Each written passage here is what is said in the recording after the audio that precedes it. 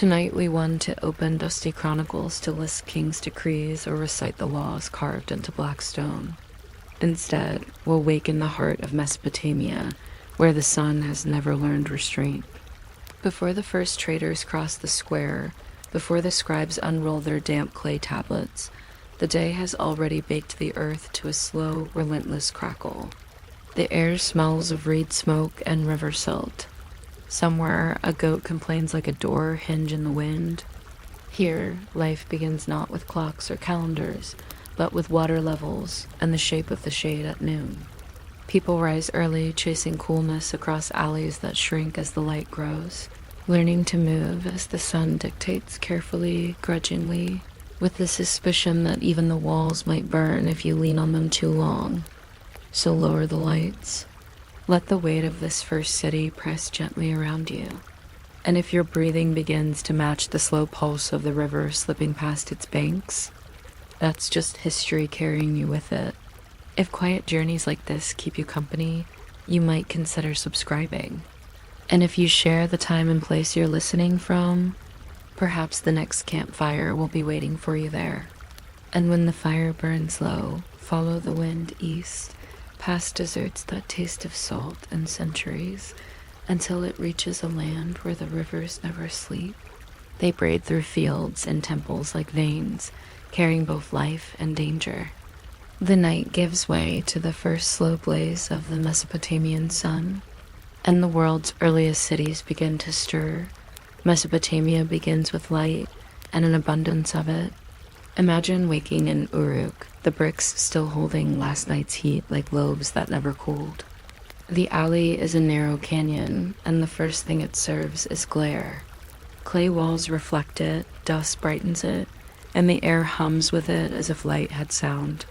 People move with the patience of lizards, slow blinks, then shadows. You can put your hand to any wall and feel yesterday. In this place, the day is a long loaf of time, and everyone learns to slice it thin. The city's great ziggurat stands there like a pile of stacked dawns, each level pretending it is closer to the breeze. On days that behave, the wind slides through alleys and carries a polite ribbon of sand that collects at thresholds the way a mail collects now. On most days, though, the wind arrives with opinions and tries to file the edges off people. Mud brick holds, but mud brick also remembers rain and yearns for it. So walls are replastered, then replastered again, a task so regular that apprentices can smooth clay in a line without thinking about it, the way you can tie laces while still listening to a friend. Out beyond the houses, canals lie like gray lines under the noon, needing mending. They clog with silt, they seep, they sulk. The people coax them with scoops, shovels, wicker baskets with leather patches, and they murmur the arithmetic of the ditch. This much earth out, that much water in. If someone set a metronome in a Mesopotamian field, it would click to the pace of baling and the soft thud of wet soil. And where there is water, there is a whispering cloud with legs. At dusk, the marshes around the Tigris and Euphrates grow their own weather mosquitoes rising like smoke that changed its mind. The city pretends not to notice. People light little fires of dung and reed and stand in the drifting haze as if seasoning themselves. You can hear a whole neighborhood patting its own arms. Malaria doesn't announce itself. It slides into a body like a bad guest and leaves with the linen. Fever follows the calendar of puddles. Someone will always recommend an amulet of copper carved with a demon's name. Another will swear by a particular incantation that involves an onion and the word 3, spoken exactly 3 times. The practical ones stretch woven nets and sleep under them like parcels wrapped for delivery. Everyone knows that a bite is small, and an evening is long, and a lifetime is just an accumulation of evenings during which, occasionally, someone whispers, "Something bit me," with the mild reproach of the bitten. Morning returns, and with it the civic music, footsteps on plaster, pots nudging one another, a scribe's reed stylus making tiny soft triangles in clay like a very patient woodpecker. Somewhere a messenger runs because every city invents the urgent person. He crosses the market, dodging baskets of onions that sit in neat pyramids, pretending to be little ziggurats. The code of Hammurabi looms in a public square, cut deep into dark stone, the letters crisp as the edge of a new knife. The laws are tidy, almost minimalist, the kind of text that would work in a modern user manual, were it not for the enthusiasm about hands, eyes, and the removal thereof. If a builder constructs a house and the house collapses, the stone says in the cool voice of geology, consequences shall be exactly proportional. Somewhere, a builder runs his palm over a wall and checks it twice. If a rumor floats that a merchant cheated weights, the market watches him as closely as it watches his scales. He lifts a measure of barley, and the little copper weight stares back like a narrowed eye. Citizens murmur phrases that are half proverb, half threat. The river will decide, the court will decide, the gods already decided. If someone accuses someone else of sorcery or theft, there is a calm solution, the river ordeal, which is exactly what it sounds like: water as witness, current as judge, buoyancy as bail. It is not the kind of justice that asks about motives. It asks about density. The law loves categories the way a gardener loves beds. There are the Occlum, the fully free men, the Mesquinum, who stand somewhere lower in the civic garden, and the Wardum, enslaved people, who in the text appear the way footnotes appear, always there, never first. If a surgeon charges a fee and the patient dies, the fee, like many ambitions, is reduced to zero. If the patient is from a particular category, the price of air shifts again. It is an economy of consequences, and everyone breathes it the way they breathe dust, which is to say constantly and with occasional sneezing. People in this landscape understand that a contract is a clay tablet that you hope dries before the other party changes his mind. Drying racks here are full of the city's memory: promises, grain tallies, vows, excuses. Somewhere an apprentice scribe scratches the sign for dockyard. Maybe for the first recorded time someone spells it wrong, and no one is beheaded. The supervisor only sighs and says, very softly, again, and the night takes a small step forward. Beneath the tidy categories, the households continue as households do. They go about the glamorous business of washing dishes. Servants carry water in jars that leave crescent moons of wet on the floor. Someone scolds a chicken for being a chicken. Enslaved people work in courtyards, in fields, in kitchens that are mostly air. Some are captives of war, their names clipped to fit the language of the house. Others are debtors woven into labor until numbers are satisfied, which numbers seldom are. Marriages are contracts that rustle like palm leaves in a stillness. Dowry, bride price, property that walks but may not vote. On a good day, a couple seats themselves carefully on the rooftop to catch a breeze and count constellations that will later be consulted as if they were ledgers. On a bad day, the law remembers them. If a son says to his father, "You are not my father," his tongue will be punished, says the stone, with cheerful specificity about what part of the body to address. If a slave says to his master, "You are not my master," ears become the subject of sudden civic interest. The law shares an odd intimacy with the human form, naming parts the way a tailor names fabrics. Yet it is not law that feeds a city. It is the patient, low thunder of millstones. Bread begins with a whisper, grain poured into a quern, a circle of hands pushing, even pressure, the hush of grit between stone and stone. By afternoon, another whisper arrives, the sound of enamel surrendering. In burials, archaeologists will later admire teeth worn into little mesas and canyons by the almost invisible sand that lives in flour. The quern is honest. It does not filter the dust of the field or the grit of the stone. Bread does not pretend otherwise. People eat it in long, calm bites that accept the future. Beer is safer than water usually, which is a sentence that has visited many civilizations late in the day. It is brewed with the pure twice-baked barley bread, crumbled into vats, scented with dates, flavored sometimes with herbs that announce themselves like friendly neighbors. It ferments in a manner both enthusiastic and optimistic, and when served, it is sipped through long straws that keep one's lips politely distant from whatever sediment the gods have chosen to include.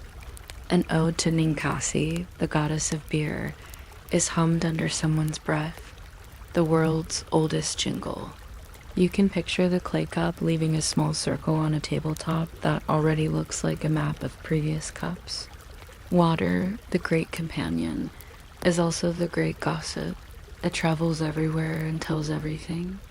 The same channels that carry canoes, fish, and the idea of trade also police the city's hygiene in the laxest possible way. Goats drink from them, children play in them, laundresses make them foam. The river accepts it all, like a patient grandparent with excellent hearing.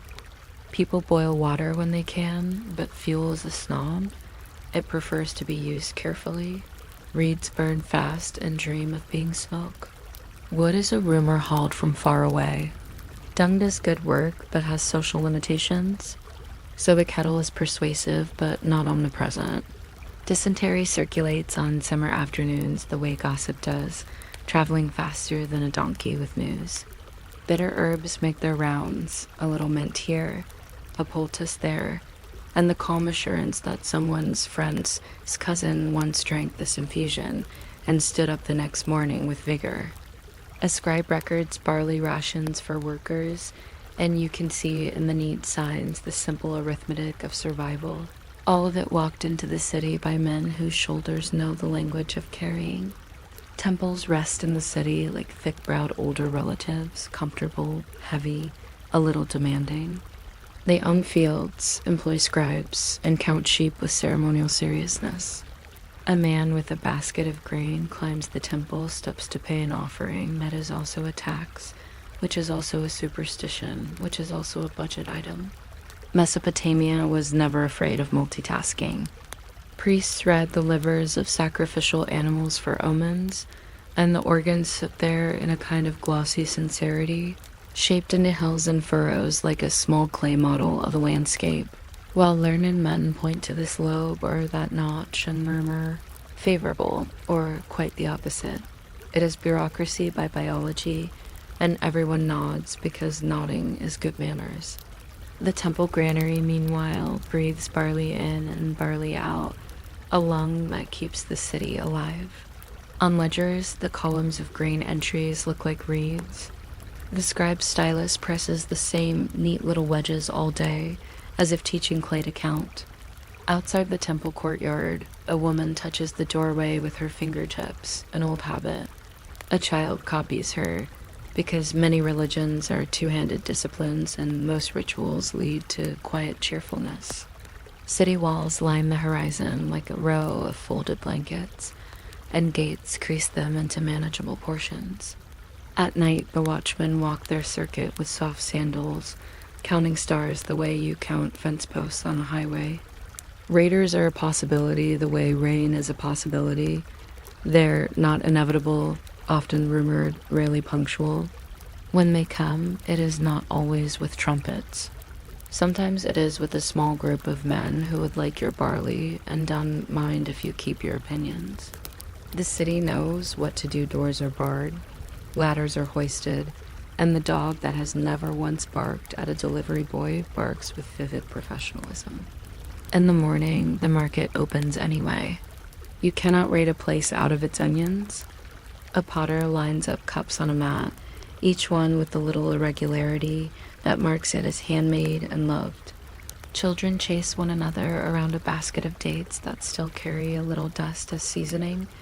A donkey insists on being a donkey.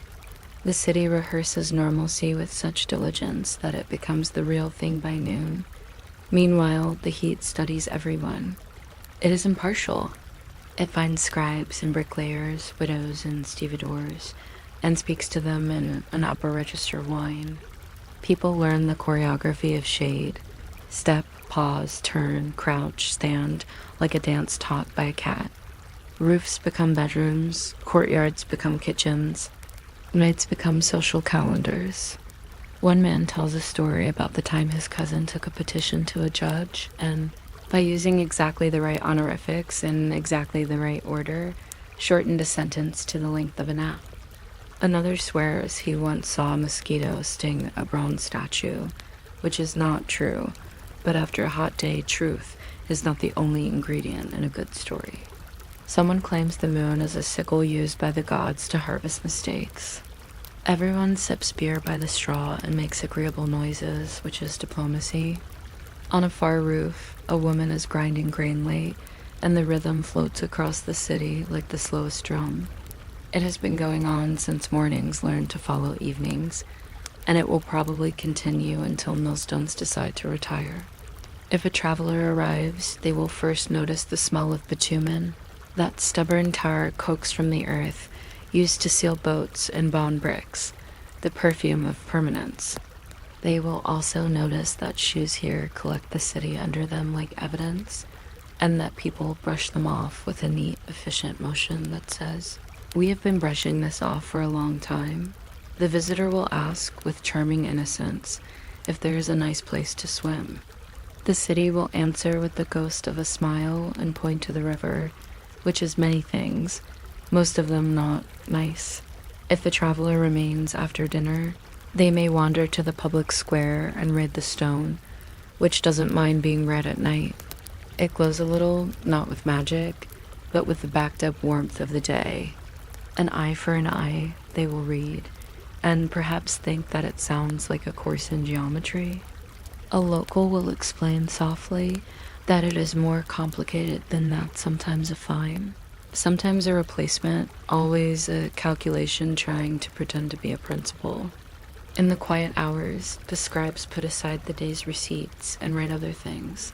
A hymn, a proverb. A letter home from a soldier stationed on a dusty road, telling his brother that the barley shipment should be guarded because there are thieves on donkeys who think themselves faster than news. He draws a little sign for a donkey that looks like a horse remembering something. Another tablet contains a note from a wife to a traveling husband. Do not forget the dates. Also, your mother-in-law inquires about your health in a way that suggests more inquiry is planned. Clay makes everything equal in tone. The love letter and the tax reminder wear the same wedge-shaped shoes. It is unexpectedly soothing. Even a complaint, you delivered bad copper, lands softly under the moon because baked clay clicks lightly against baked clay, and the worst noise in the archive is a yawn. What you would learn, if you stayed a month, is that survival here is a daily arrangement of small, sensible gestures. Hold the cup by the rim. Cool the bread in the shade, not the open wind. Do not walk too fast past the temple gate. The gods dislike the idea of their presence being merely scenery. Step around the sleeping dogs because they are performing essential civic functions. If a judge says, "Let the river decide," make sure your friends are watching from the bank with expressions of moral support and rope. Keep your corn clean, except that your teeth will complain later. Follow the canal upstream before you drink. Follow it downstream when you have other business. Compliment the potter on the curve of a handle.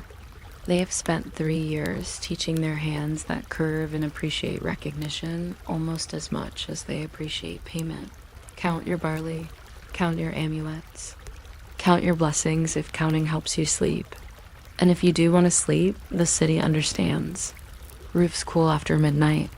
Someone plays a slow melody on a reed flute that has only a few notes and is determined to use them all.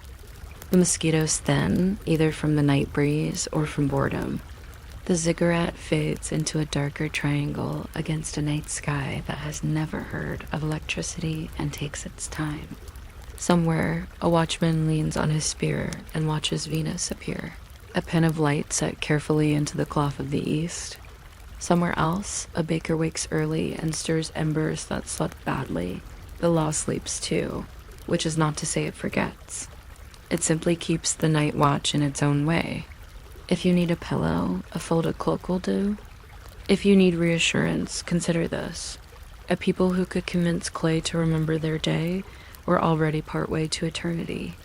The rest they left to the river, to the sun, to the patient arithmetic of the millstone, and to the quiet between bites of bread.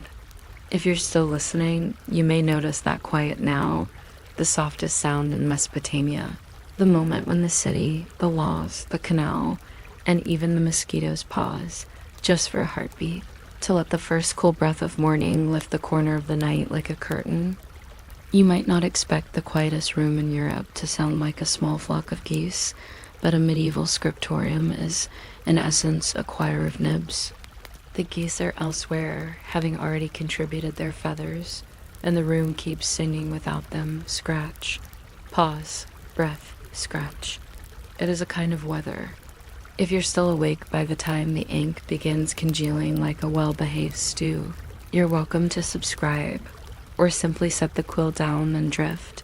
No monk will chase you. They are busy counting lines, which is a lifelong sport with no championship. The day eases in long before the sun remembers its duties. Matins is the hour when even candles look sleepy. Someone pulls on a robe that remembers last winter, and sandals locate feet by memory rather than sight. The bell gives a yawn of metal, and voices thread together in Latin that is less a language than a tide. Outside, frost crispens the cloister stones. Inside, the air smells faintly of tallow, and something like a forest that learned grammar. The rule is patient with time. Prime, terse sex, non-little dividers placed into the loaf of the day. A bell moves it along like a butter knife. The monks do not exactly hurry. They just arrive early everywhere. A line from the Psalms floats out of the chapel and hangs in the corridor like a banner. My tongue is the pen of a ready scribe. Everyone pretends not to smirk at the ominous metaphor. God, it turns out, is an enthusiast for stationery. When the light decides to participate, the work begins with skin. A book here starts on the back of a sheep that never imagined literacy. Vellum is not so much made as persuaded. Skin soak in lime, hair loosens. A craftsman draws a crescent blade that calls itself a lunellum because moons are considered reputable. The hide is stretched on a frame with little cords that tug it into obedience. Drying, it tightens like a drumhead and makes a note if you flick it, which novices do exactly once. Chalk smooths it. Pumice shaves it down to the pale evenness of a winter sky. The membrane remembers its animal past with faint specks where follicles used to live. Scribes will later steer their lines serenely around them, like boats giving a wide berth to a thoughtful rock. Some skins are friendlier than others. The best pages feel cool and slightly powdery, like holding very calm weather in your hands. Meanwhile, ink is cooked like a potion that doesn't mind being boring. Oak galls, the bilious little houses built by wasps, are crushed with iron salts and wine. The mixture darkens the way a mood darkens when the weather changes. Vinegar makes it behave. A monk stirs with a stick that has had a surprisingly meaningful life. He adds a little gum Arabic, lets the ink settle into a seriousness, and tastes it with his eyes, not too watery, not too proud. For red, there is cinnabar if the abbey can afford the luxury of tiny hazards. Otherwise, there is minium, which looks daunting and is, but it holds a title, rubric. Blue is a drama queen reel ultramarine waits an expensive rock that once called Afghanistan home. Cheaper blues convene from azurite or indigo. Green smells faintly of verdigris, which is the polite way copper decides to decay colorfully. Gold leaf arrives as a rumor, so thin it could be mistaken for a thought. It rides into the book on a cushion, breath held, every sneeze a potential apocalypse. Before any of this can be asked to behave, quills must be tuned like instruments. Goose feathers arrive with their awkward ostentation and are trimmed into humility. The pith is scraped, the barrel hardened over a coal so it will not go soft in the hand like a shy potato. Each scribe carries a small knife, not for drama but for maintenance, and spends an unembarrassed amount of time murmuring to the nib. Angles matter. A right-handed scribe prefers a nib with a certain optimistic slant, the same way a baker prefers a certain optimism in dough. A left-handed novice is gently redirected to tasks involving less ink or more prayer, depending on the abbey's policy toward miracles. The first letters of the day are written not on the precious page, but on a sacrificial slip, the warm-up exercises of a choir. When the nib finds its voice, it sings in narrow black lines that do not apologize for being precise. Now the page, perfectly blank, receives its quiet geometry. No one writes freehand. Freedom is for saints in weather. A monk pricks tiny guide holes down the margins with an awl, making a constellation that only rulers understand. He draws lines with a lead plummet, faint silver, that will sit beneath the words in the finished book, like scaffolding left in place because it looks tidy. Sometimes the lines are scored with a stylus, so they become slight grooves tracks that the letters follow like obedient cattle. If you look at a page centuries later at a certain angle, you can see that the book is not only words, but furrows. It is agriculture, practiced in ink. The scribe begins with a calm breath that he pretends influences the universe. The hand he writes in is called textura or caroline or insular, depending on century and neighborhood. It is legible if you grew up here and decorative if you did not. Each letter is assembled from strokes with an appetite for right angles. Abbreviations bloom everywhere, little signs that invite educated guessing. A flourish means us. A bar means there are more letters than we have time for. The text is Latin even when the scribe thinks in something else. The church writes in a language that doesn't age as fast as people. Errors are inevitable and handled with courtesy. The scribe dots the mistake above the line, the medieval equivalent of an apologetic cough, and keeps going. If the error is extravagant, the knife returns, and the page gives up a whisper of scraped vellum like a tiny snowfall. It takes a long time to draw a Bible into existence. The work is not heroic because of difficulty. It is heroic because of scale. Copyists tend to narrate their own fatigue in the margins with a comic honesty that never quite gets old. The hand is tired, one notes, which is accurate but incomplete. As the sailor longs for land, so does the scribe for the last line, writes another, explaining the human condition and the page count in a single sigh. Sometimes a cat steps into the ink and back across the page, printing its credentials for future archivists. A monk wipes the traces with a rag and adds a tiny note blaming the cat by name if the cat has one, which cats do not officially, but unofficially they are called things like that beast or brother Pounce. Candle smoke folds itself into the top edges of pages, leaving a history of evenings that no chronicle bothers to record. Illumination begins where patience meets play. A letter swelling with ornamental pride gets a blue belly, a red throat, perhaps a gold halo. Vine work unspools from the margins like the daydreams of a gardener. Creatures emerge that do not belong to zoology, rabbits trumpeting like municipal heralds, monks wrestling snails with a seriousness that suggests a metaphor that artists forgot to share, knights doing something brave against invertebrates. The borders are the place where the medieval mind, tidy in doctrine, relaxes into mischief. A saint on a ladder climbs toward heaven with the careful concentration of someone changing a light bulb. A dragon reads a scroll with poor posture. Figures exchange glances that imply jokes left off the record. In time, leaves of gold are pressed onto glues that were whisperingly made from gilder's liquor glare, from egg whites, gum, mysterious recipes that sound like kitchen spells. A burnisher of dog's tooth or agate coaxes the metal to shine until it seems that dawn was persuaded to settle on the page. Meals, when they happen, do not hurry. The refectory is a rectangle of listening. A reader stands at a lectern and continues yesterday's book because stories here are just long prayers with plot. The food is completely edible and never quite memorable. Pottage, a faithful stew that has known barley and vegetables and sometimes optimism. Bread that intends to be brown. Ale that quietly minds the water problem. On feast days, fish peers up in a mood of resignation. On strict days, someone refers to cheese in the past tense like a saint. Silence has its own conversational noises, spoons on bowls, a cough, the organizing rustle of robes. Afterward, the reader receives a token for thanks, but probably not a nap, and everyone goes back to verbs. Some books require cooperation. A choir book grows so large that it is read by the entire choir at once, standing around it like a council of librarians. A gradual projects notes as big as thumbs so that the back row can believe. Other volumes are pocket companions, little psalters that slip under a belt, traveling mercies for a monk who must walk to a sick bed or field.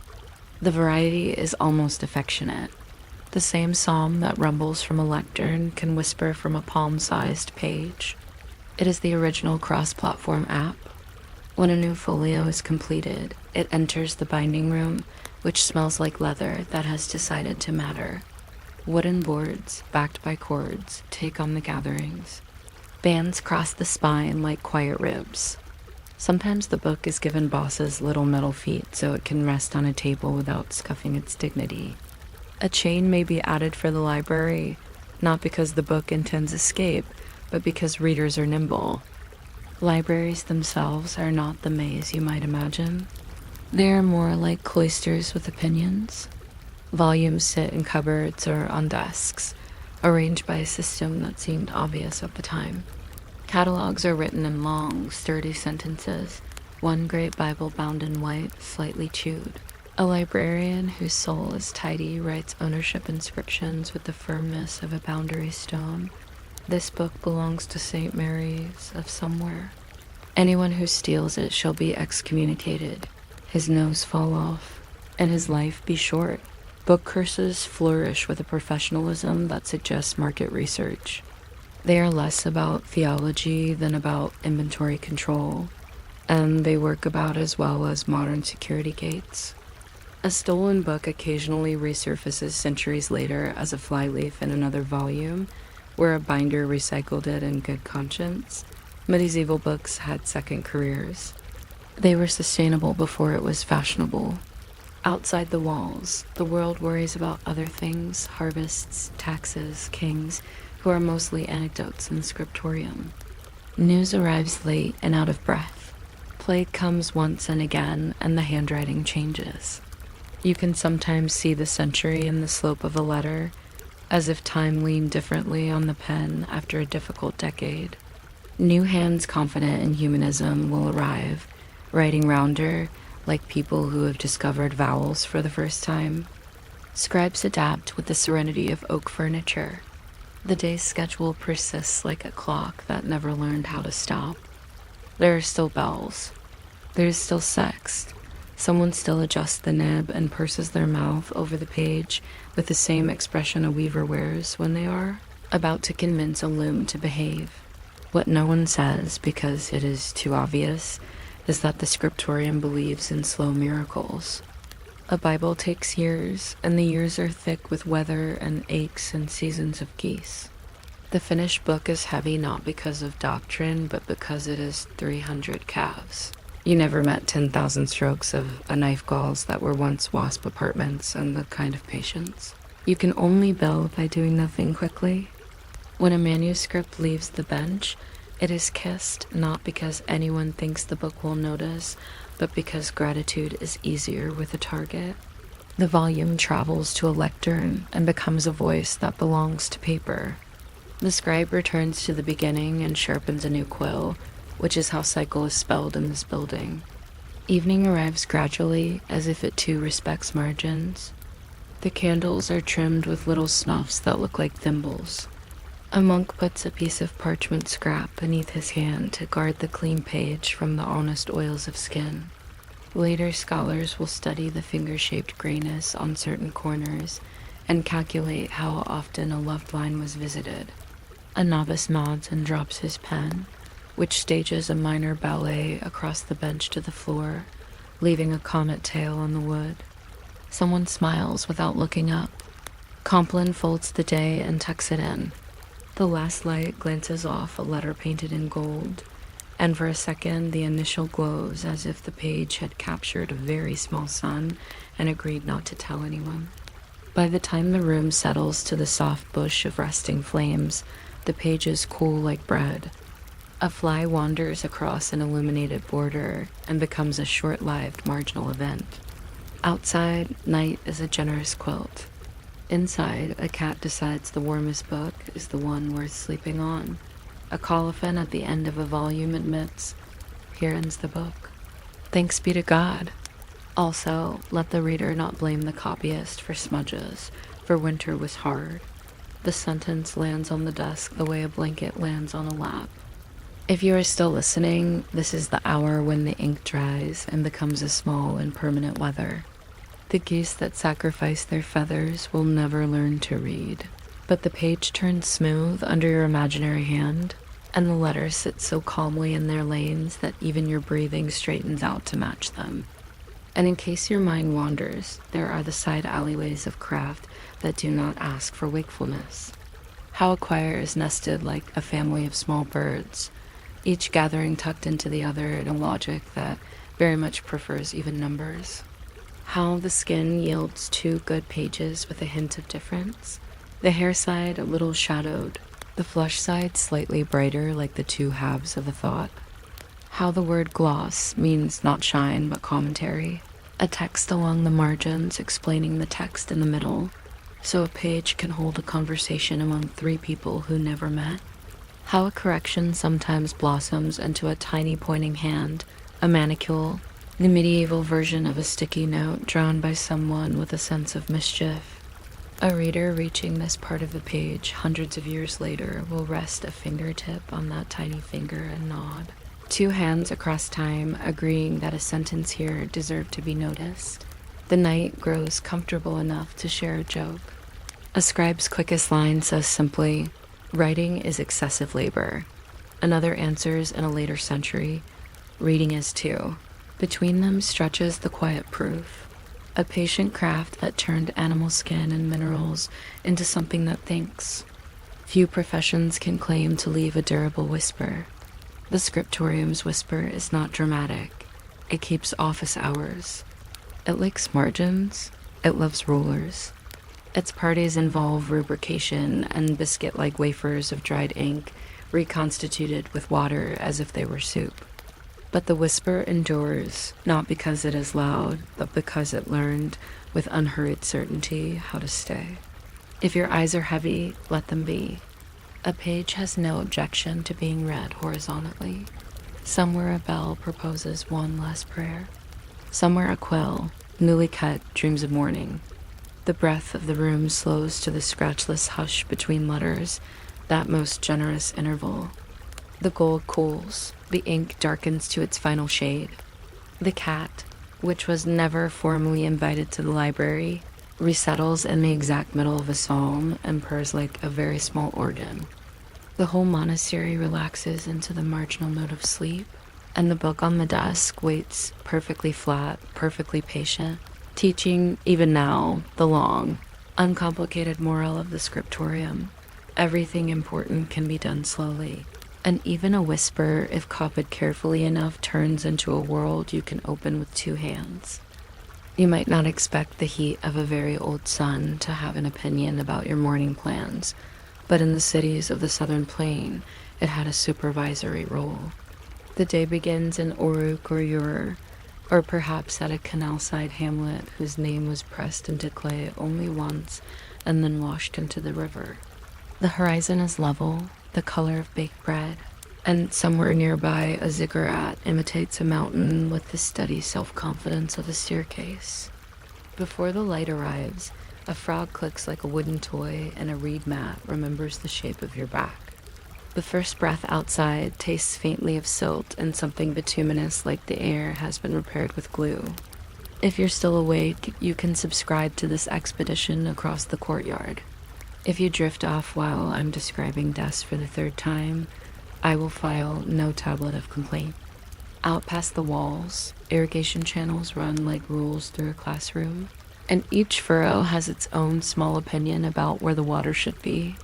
The sun begins its commute, and everyone reaches for shade as if it were a tool that might squeak. Work starts quietly with the business of making clay behave. A scribe seats himself on a low stool and pats a tablet into a soft rectangle, the way a baker assures a loaf. He carries a reed stylus with the authority of a tiny chisel. Cuneiform does not flow. It accumulates wedge upon wedge like a polite avalanche. Receipts are the literature of the day. One tablet notes, with touching specificity, that a worker received 3 pints of beer and a handful of dates, which is, by most standards, a good meeting. Another tablet, more ambitious, accounts for dozens of bricks, the exact dimensions duly impressed into the clay. Bricks here are stars. The sky is low and made of them. Houses remember fingerprints. When you lean against the wall at midday, you lean on a whole chorus of past hands. Microhook number 1 arrives without fanfare. Sumerians used their fingernails to smooth the edges of tablets, so a scholar can sometimes estimate a nail care regimen from 3,000 years away. It's like reading a diary, but all the gossip is about barley. Of course, the city is surrounded by marshes, and marshes keep secrets and mosquitoes. At dusk, the river sends up an orchestra of small wings tuning in D minor. Everyone becomes a connoisseur of smoke. Fires whisper over piles of dung and reeds. The haze makes silhouettes of neighbors. A sickly season is just a schedule, and fevers bring their metal taste. Someone ties a protective amulet shaped like a tiny doorway, because disease, like bad guests and goats, sometimes forgets its manners when invited in. The canals need constant attention. Water respects gravity, but not your wishes. Men wade thigh-deep to repair a breach with baskets of mud, singing a work song that is really a counting device. Each basket is a verse. Each verse is a wall. At the edge of the fields, date palms stand like very tidy punctuation, and a few goats make the kind of comments goats always make. The sun, having made its point, sets with formal resignation. Night, which in other places suggests rest, here only loosens the heat into something you can pick up and carry. It does not take long to understand that a city without stone solved permanence with procedure. The code, in time, arrives with an austere dignity, and it has a very sharp memory. Laws are carved on a pillar of diorite that looks suspiciously like a lectern. Up top, the king receives authority from a god in a scene of formal handshakes, and beneath, the text descends in neat columns that read like a very long shrug. This, then, is how we do things. Hammurabi does not so much write as arrange. The penalties are precise and symmetrical. If a builder constructs a house that collapses and sadly rearranges a client, the builder is invited to try again, this time with himself. If a man puts out another man's eye, the accounting department of justice is prepared to process an equivalent withdrawal. It is a philosophy of proportional furniture, everything returned to its place. A softer rule appears for barley debt. Crops fail, time stretches, obligations reschedule themselves like polite guests who found the street flooded. Here is a micro hook worth a blink. The law recognized what we might call delayed billing, proof that even in the Bronze Age the calendar could be a forgiving device. Social life, as always, is a chessboard in which most of the pieces are pawns, but all of them know the rules. Nobles and commoners and slaves share streets, ovens, and gossip, but not rights. A household may include a servant born in the compound who has never stepped outside the city gate unless carrying something heavy. Skilled craftspeople rent their hands to temples and palaces and return, with the proud exhaustion of people who have made things the gods can read. Marriage is a ledger entry wrapped in ceremony. A contract is baked like a tart and stored on a shelf with others, each a promise that poor lighting cannot erase. When conflicts arrive, A judge hears them with the calm of a librarian, enforcing whispering in the reading room. The accused swears oaths before a river or a god and hopes neither is in a critical mood. Verdicts are recorded, witnesses listed, and everyone returns to the dry comfort of knowing what to do. Freedom and fate coexist like two neighbors who nod but rarely speak. If you are hungry, the past is happy to cook you something that explains why teeth wear out so early.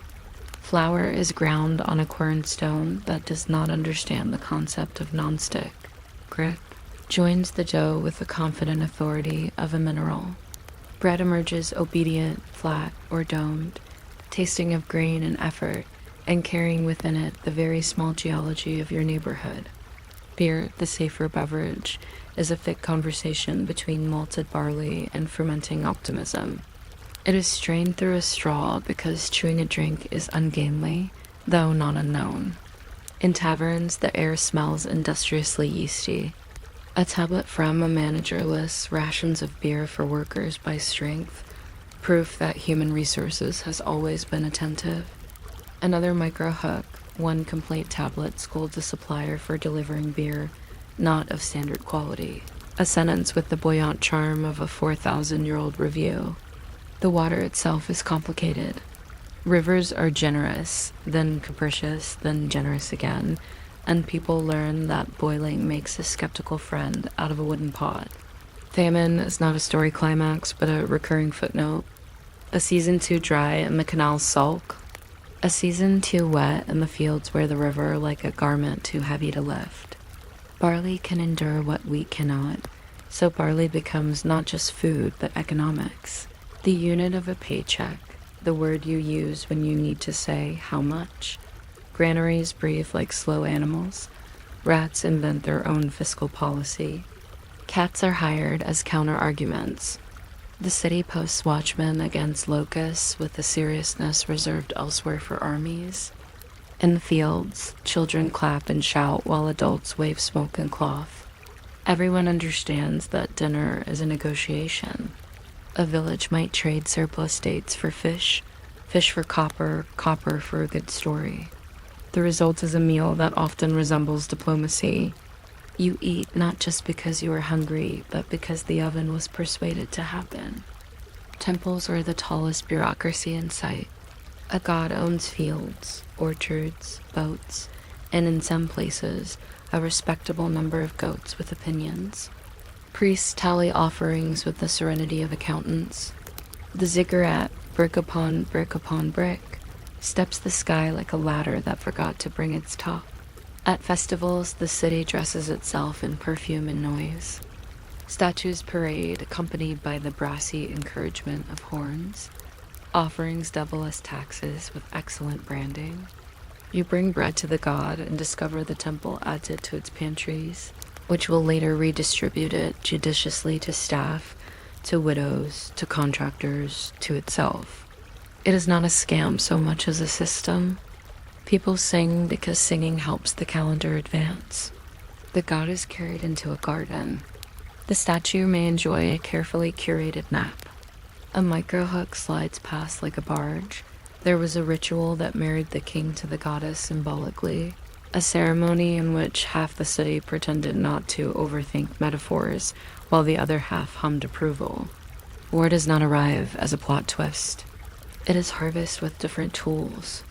City-states glare at one another over water rights and boundary stones, then hire men with spears to glare on their behalf. A line of soldiers advances in goat leather helmets shaped like philosophy. Shields bump. Someone beats a drum with the resigned rhythm of a person tasked with motivation. The prize is usually a canal, a strip of farmland, a collection of bricks rearranged into new walls. Captives become useful in the economic sense. Peace returns with the bashfulness of a guest who overstayed and brought flowers. Raids from the steppe, boats slipping through reeds at night, quick fires, all of it like weather, unasked, endured. The city repairs itself with the same steady hands that copy accounts, and by late afternoon, a new tablet is drying on a shelf describing exactly how many spears were purchased, How many helmets mended, how many oxen eaten by people who said they would eat less? Between calamities, the rhythm of ordinary saving graces persists.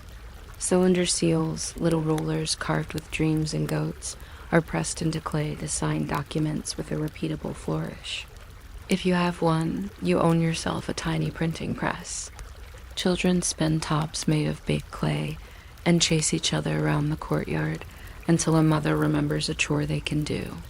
The weaver counts warp threads aloud and talks to the loom as though it were excitable livestock. A doctor with a basket of herbs and a head full of omens ties a reed around your wrist and murmurs to an invisible demon with the tone of a neighbor who has borrowed too much barley. There is a soft punchline in the library. Among the tablets of kings and floods and gods is a student's practice book where the teacher wrote, "Why are you late?" And the pupil answered, "I was kept at home."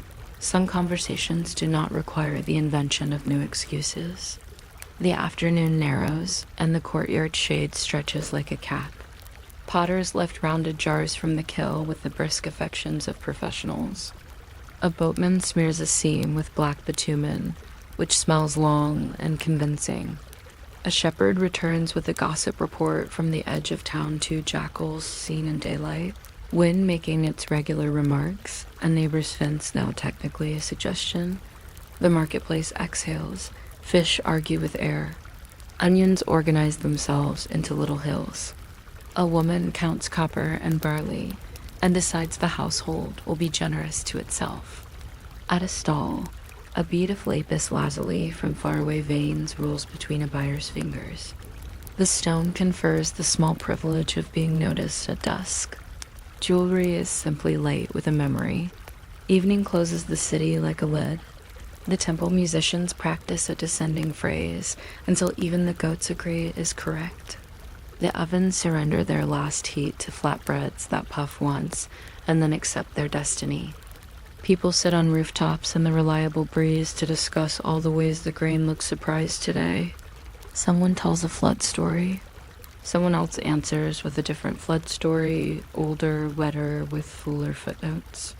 Up in the darkness, the stars assemble like quantities written in a script too neat to be human. An astronomer priest scratches notes on a tablet about Venus rising like an especially competent lamp. He will later interpret what this means for the king's choice of sandals. Predictions keep everyone politely occupied. Night brings the kind of sleep that lives close to waking. Dogs test the edges of the city with brief dissertations. Somewhere a jar cracks as it cools. In the marsh, a waterbird rehearses its single speech to the moon. The bedroom smells faintly of reed mat, smoke, and the day's bread thinking itself into the morning. If you wake, there is the small happiness of drinking from a jar whose neck has learned your hands. If you sleep, the dreams often involve water being either exactly right or slightly elsewhere, and the sure knowledge that tomorrow you will have another conversation with mud. And if you were to remain in this place, if you were to last the day and the next, and learn to read the sky's ledger and the river's temper, you would find that the city is a machine for turning attention into survival. It is not glamorous. It is gloriously detailed. You sweep dust out the door and it comes back with a convincing argument. You write numbers until they become a kind of prayer. You remember which neighbor's goat has learned to untie knots. You keep your cylinder seal on a string and touch it when you need to believe in bargains. A small child falls asleep on a folded cloak with a biscuit in their hand. The biscuit hardens into archaeology. The sun will rise again with managerial intentions, and the ziggurat will pretend to hold it up with the weary vanity of architecture. Between them, you walk a road made of baked earth and ordinary decisions, and slowly, the day does not ask you to last so much as to notice. The last sound is water moving past reeds, a brushing like many careful hands. Clay tablets cool on a shelf and forget for a season that they were ever soft. The kiln sleeps with yesterday's heat. Somewhere a scribe, eyes dry as a proverb, presses the final wedge of the evening into a square of clay. 2 measures barley, 1 measure oil, delivered. It is not poetry, but it is tender in its accuracy. The tablet will hold, the wall will hold, the night will hold, and in the morning the city will begin again to copy itself into being. If you are awake, the stars suppose you might stay a little longer. If you are not, the roof welcomes your dreams like another layer of warm brick, and the river keeps counting without you, very gently, all the way to the sea. You might not expect the sun to fill out the attendance sheet, but the Mesopotamian one signs an early and initial caps your name in heat. Morning begins as a polite brightness that slowly decides to be supervisory. The houses, stacked like patient loaves, exhale the night through reed doors. A brick stair that looks very sure of itself leads toward the temple terrace, pretending to be a mountain in a land that generally prefers the horizontal. Someone knocks dust from a mat with the seriousness of a tax audit. If you're still awake by the time I finish describing the dust, and the dust on the dust, feel free to subscribe. If not, let the ziggurat keep your spot in line. The air tastes of damp clay and something bituminous, like the world has its own glue. Out in the fields, the canals shine like narrow mirrors that forgot their frames, each one coaxed along with gates made from bundled reeds and optimism. Water travels where it likes, which is not always where you would like, and so people talk to it as if persuasion were a tool. The day is both invitation and dare. Light slips along the surface of the river, too bright to be trustworthy. Children splash and discover the water is warm and full of tiny guests. A parent calls them out with a voice that already sounds like a prayer. The marshes beyond the fields are theaters of very small dramas. Herons stand like undecided letters, and frogs click in a rhythm that makes the evening feel prearranged. Mosquitoes practice accounting on wrists and ankles. By sunset, each person has a dotted ledger. Oil lamps wait at the doorways with the calm of cats. A bowl of incense smokes as if the house is cooking the air. And there's the little fact everyone knows but says softly malaria. That bureaucrat of fevers keeps its office behind the reeds. People tie small protective charms. A tiny copper door to keep bad things outside. A bead in the color of water when water is kind. The night breeze, finally here, organizes the courtyard into relief and whispers. Somewhere a jar cools with a sound like a thoughtful sigh. At the city center, law prefers to be taller than you. The stele is dark stone, more patient than time, and on it the lines of cuneiform descend like long raindrops that decided to be paragraphs. If you lean close, you can almost hear the chisel tapping the world into rules.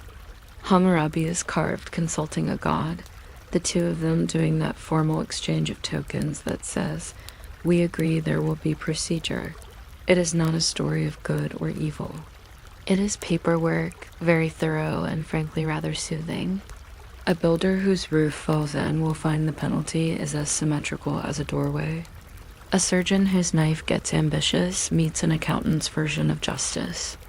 Barley debts get rescheduled by calendar and gods together, which is bureaucracy with a soft blanket. When two men quarrel over a silver ring or field boundary, oaths are set before the river because the river is excellent at not interrupting and carries secrets away with professional discretion. Sometimes there is an ordeal, which is like asking the water to pick the honest face. I suppose that is one way. People sit on worn benches in the shade outside the court and review their cases in precise, sensible voices. A scribe, who has developed the posture of a question mark, pats clay into squares and arranges wedges with a small reed. He writes who, what, how much, and who witnessed the how much. The tablet will get baked like a little loaf and set on a shelf that is, if we are being modern about it, a database. There are more gentle details that quietly sand the edges of power. A slave can claim asylum in a temple and not be dragged back by the hair. If a servant marries and builds a life, the law remembers that a life is being built. Contracts for these things are specific. A bride price counted, a dowry listed, witnesses named, gods nodded to, everyone nodding as well. It is strange to think a civilization made with mud could be so strongly held together by words pressed into it. But that is the kind of pleasant contradiction Mesopotamia collects, like cylinder seals in a box. The city is a crossword of statuses. Free men, dependents, temple workers, field hands, traders from upstream who can identify copper by smell. Each has a place that is comfortable until it ISN. T. A household often includes a servant whose name appears on tablets beside the donkey's grazing schedule and the cost of lamp oil. This is not romantic, but it is extremely organized. A woman may run a tavern, which is both respectable and slightly alarming to officials who fear lively conversation more than most plagues. The beer is thick and friendly, the bread is crusty and somewhat geological, and the tavern keeper keeps accounts with a stylus that could double as a wand. Children carry water in pots and learn early that gravity is in charge of the rest of their lives. On rooftops, families sleep under skies that have never once missed a shift. There is always a dog who believes barking is civic duty. Food begins as the sound of grinding. 2 stones, 1 under, 1 over, explain the future of your teeth. Flour is patient but firm, and a pinch of the house ends up in every loaf. The bread smells like resolved arguments. It is baked on the inside wall of a beehive oven, where it clings, puffs once, and sighs its way toward dinner. With it comes a porridge that knows more about barley than anyone should. Dates sweeten everything the way memory sweetens the past. Beer is a strategy for peace with water. It matures in a jar with a woven cap and a seriousness bordering on devout. Straws long, narrow, sometimes bundled with filters, are tools of etiquette. Nobody wishes to chew clumps of mash in front of company. Somewhere a tablet exists where a brewer was fined for delivering beer not of standard quality, which is a complaint that managed to survive 4,000 years with its humor intact. You may find the idea of bacteria cozy, like invisible cattle grazing in a pasture of wort, though Mesopotamians knew only that fermenting had a talent for keeping people upright. The rivers, great and useful as grandparents, also carry the city's secrets out to sea and back in again. A skin of ripples hides a chemistry of consequences. Downstream, someone draws water that has already lived several lives upstream. Boiling helps. So does mixing in beer or wine if you are a person who has met wine. Most days are fine. Some days the taste is suspicious, and the household appears to hold a vote with its eyes.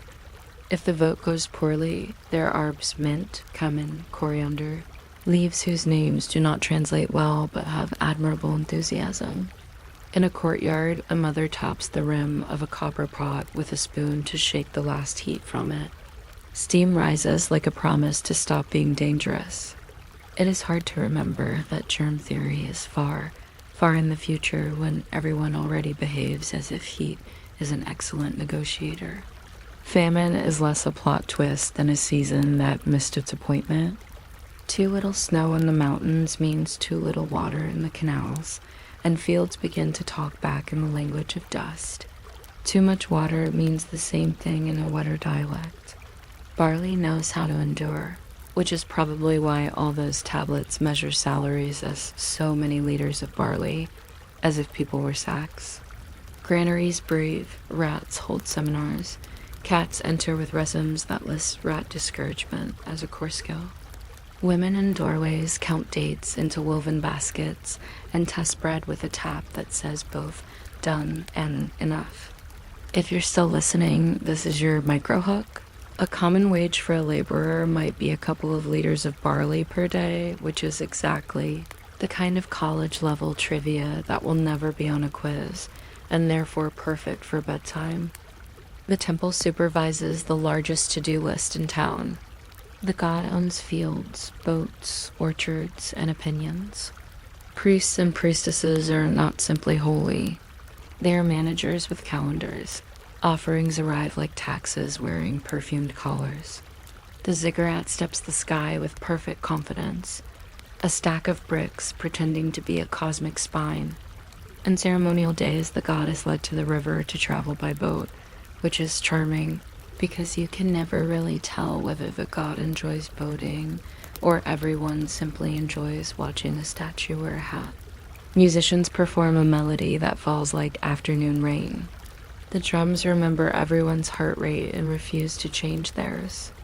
At the storehouse, scribes tick off measures of grain and jars of oil, their styluses tapping so steadily that the sound could be mistaken for distant hooves. A priest checks a sheep's liver for messages. The liver, being an organ, has no firm views on policy, but is happy to be consulted. Divination is just a way to ask the future to confirm what the council already decided. The temple's most compelling sacrament is redistribution. Food given to the god often reappears as wages to temple workers, rations to widows, payments to boatmen, or donations to soldiers whose morale is nourished by stew. Everything flows, including opinion. It's all rather modern, like a nonprofit with excellent marketing and a monopoly on miracles. And the taxes resemble promises more than theft. You might give grain because the temple's granary does not have holes, at least not the kind rats prefer.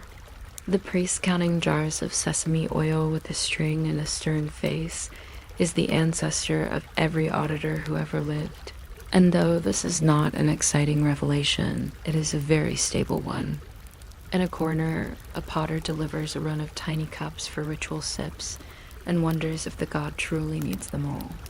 The potter is patient with divinity. Divinity is patient with inventory.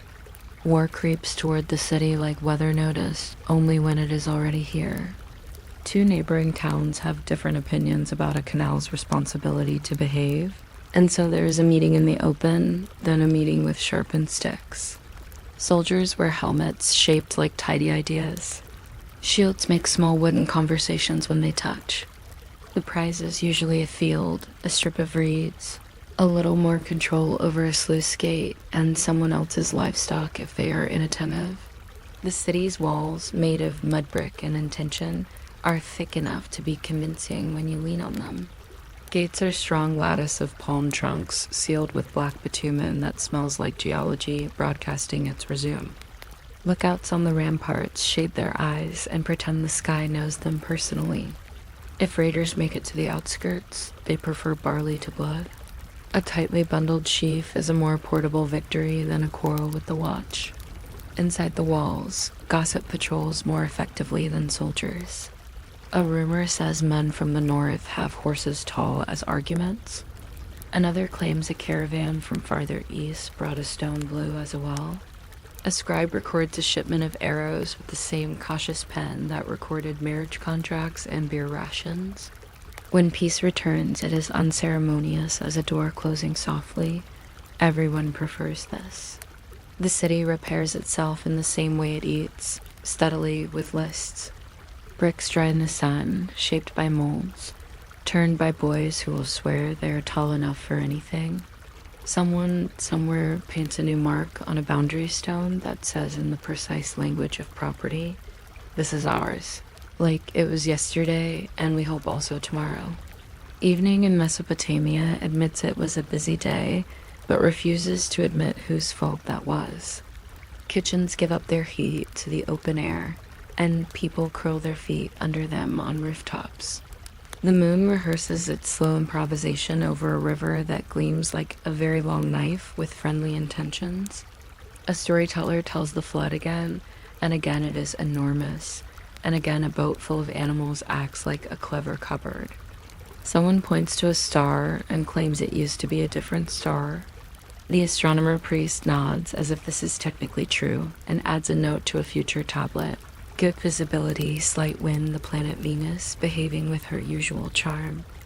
And just there, in the quiet, a child falls asleep with a warm piece of bread in their hand, which will be a perfect artifact should the future need evidence that people were precisely like this. The house settles delicate as ash. A cylinder seal, threaded on a cord, clicks softly against the neck of its owner as they breathe. The courtyard pots cool and make tiny glassy sounds. Jackals practice careful harmonies in the distance, restrained professionals who know not to approach the walls. In the lanes, last conversations shrink into the hour where even whispers look large. If you're still awake, you may think about where your day would have come apart: the sun that lectures, the laws that measure, the water that bargains, the temple that invoices, the raiders who count barley first. Or you might let the words soften into what they were always meant to be: a calm catalog of ordinary survival, rendered in clay and smoke and the arithmetic of grain. You would not last a day, it's true, but the day would last without you, and that's the restful part. The river keeps score gently, the reeds bend like pages being turned, and the ziggurat holds up a corner of the dark as if it were shelving for the sky. You might not expect the scrap of paper to have a better memory than a king, but a receipt quietly remembers everything and asks for nothing but a drawer. It waits with a patient curl, the way a cat waits for the sun to move exactly one window width. If you're still awake by the time we reach the part about carbon paper, feel free to subscribe, or don't. Receipts never follow up. The history of these little acknowledgments begins well before paper, before ink, before anyone said, "Keep this for your records," in that helpful voice. Imagine a courtyard where barley cools in woven baskets, and beside it, a table of damp clay. A scribe presses a small cone into a ball, then a little sphere, then a crescent. Each token stands for something countable: a sheep, a jar of oil, a measure of grain. The tokens go inside a hollow clay envelope, a bulla, which is sealed and rolled with a cylinder seal that doubles as a wearable signature. The transaction is literally inside. You do not open your receipt. You break it like bread.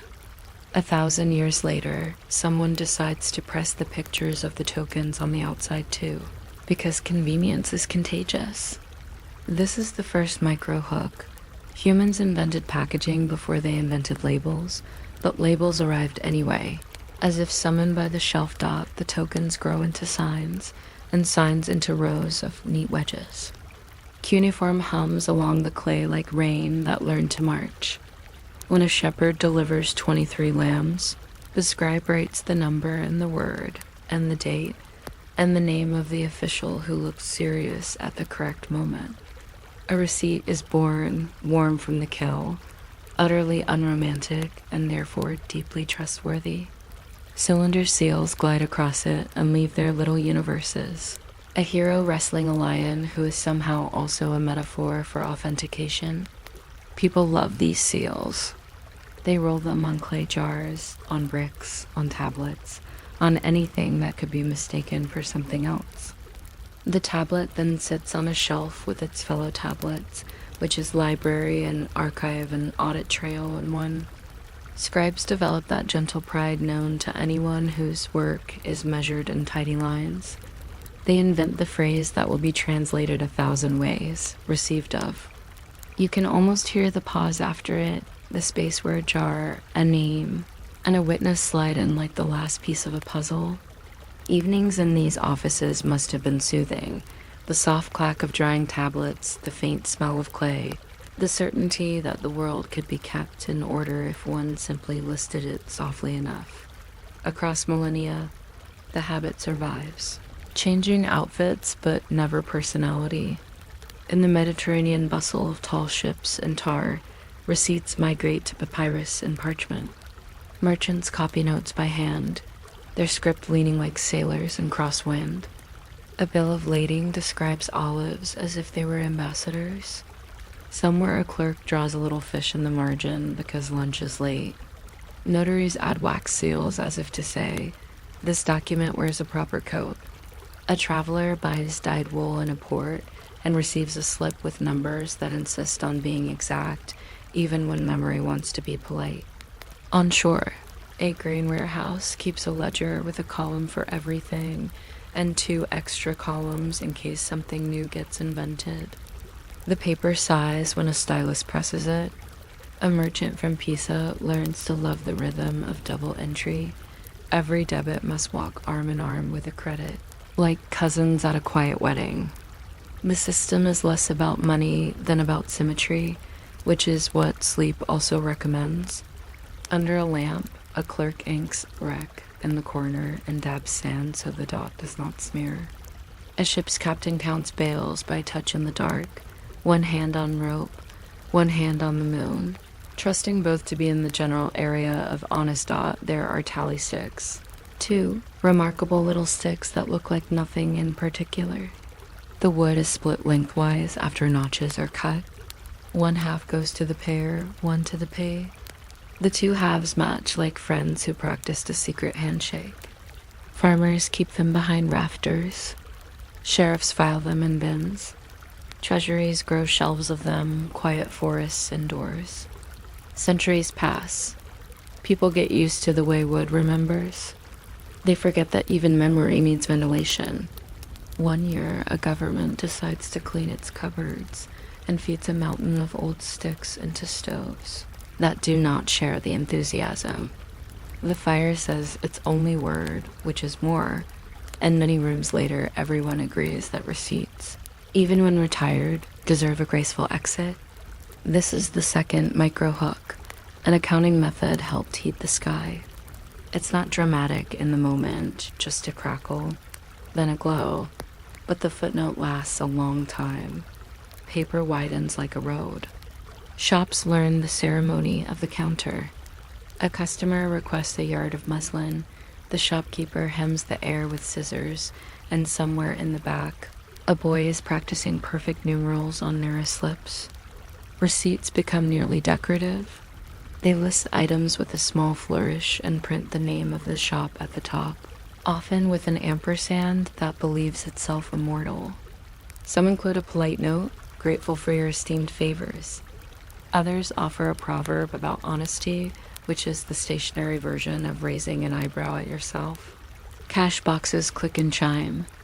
The drawer holds notes, coins, and the spindle the tidy spike where the day's slips wait to be reconciled with the sums in the ledger.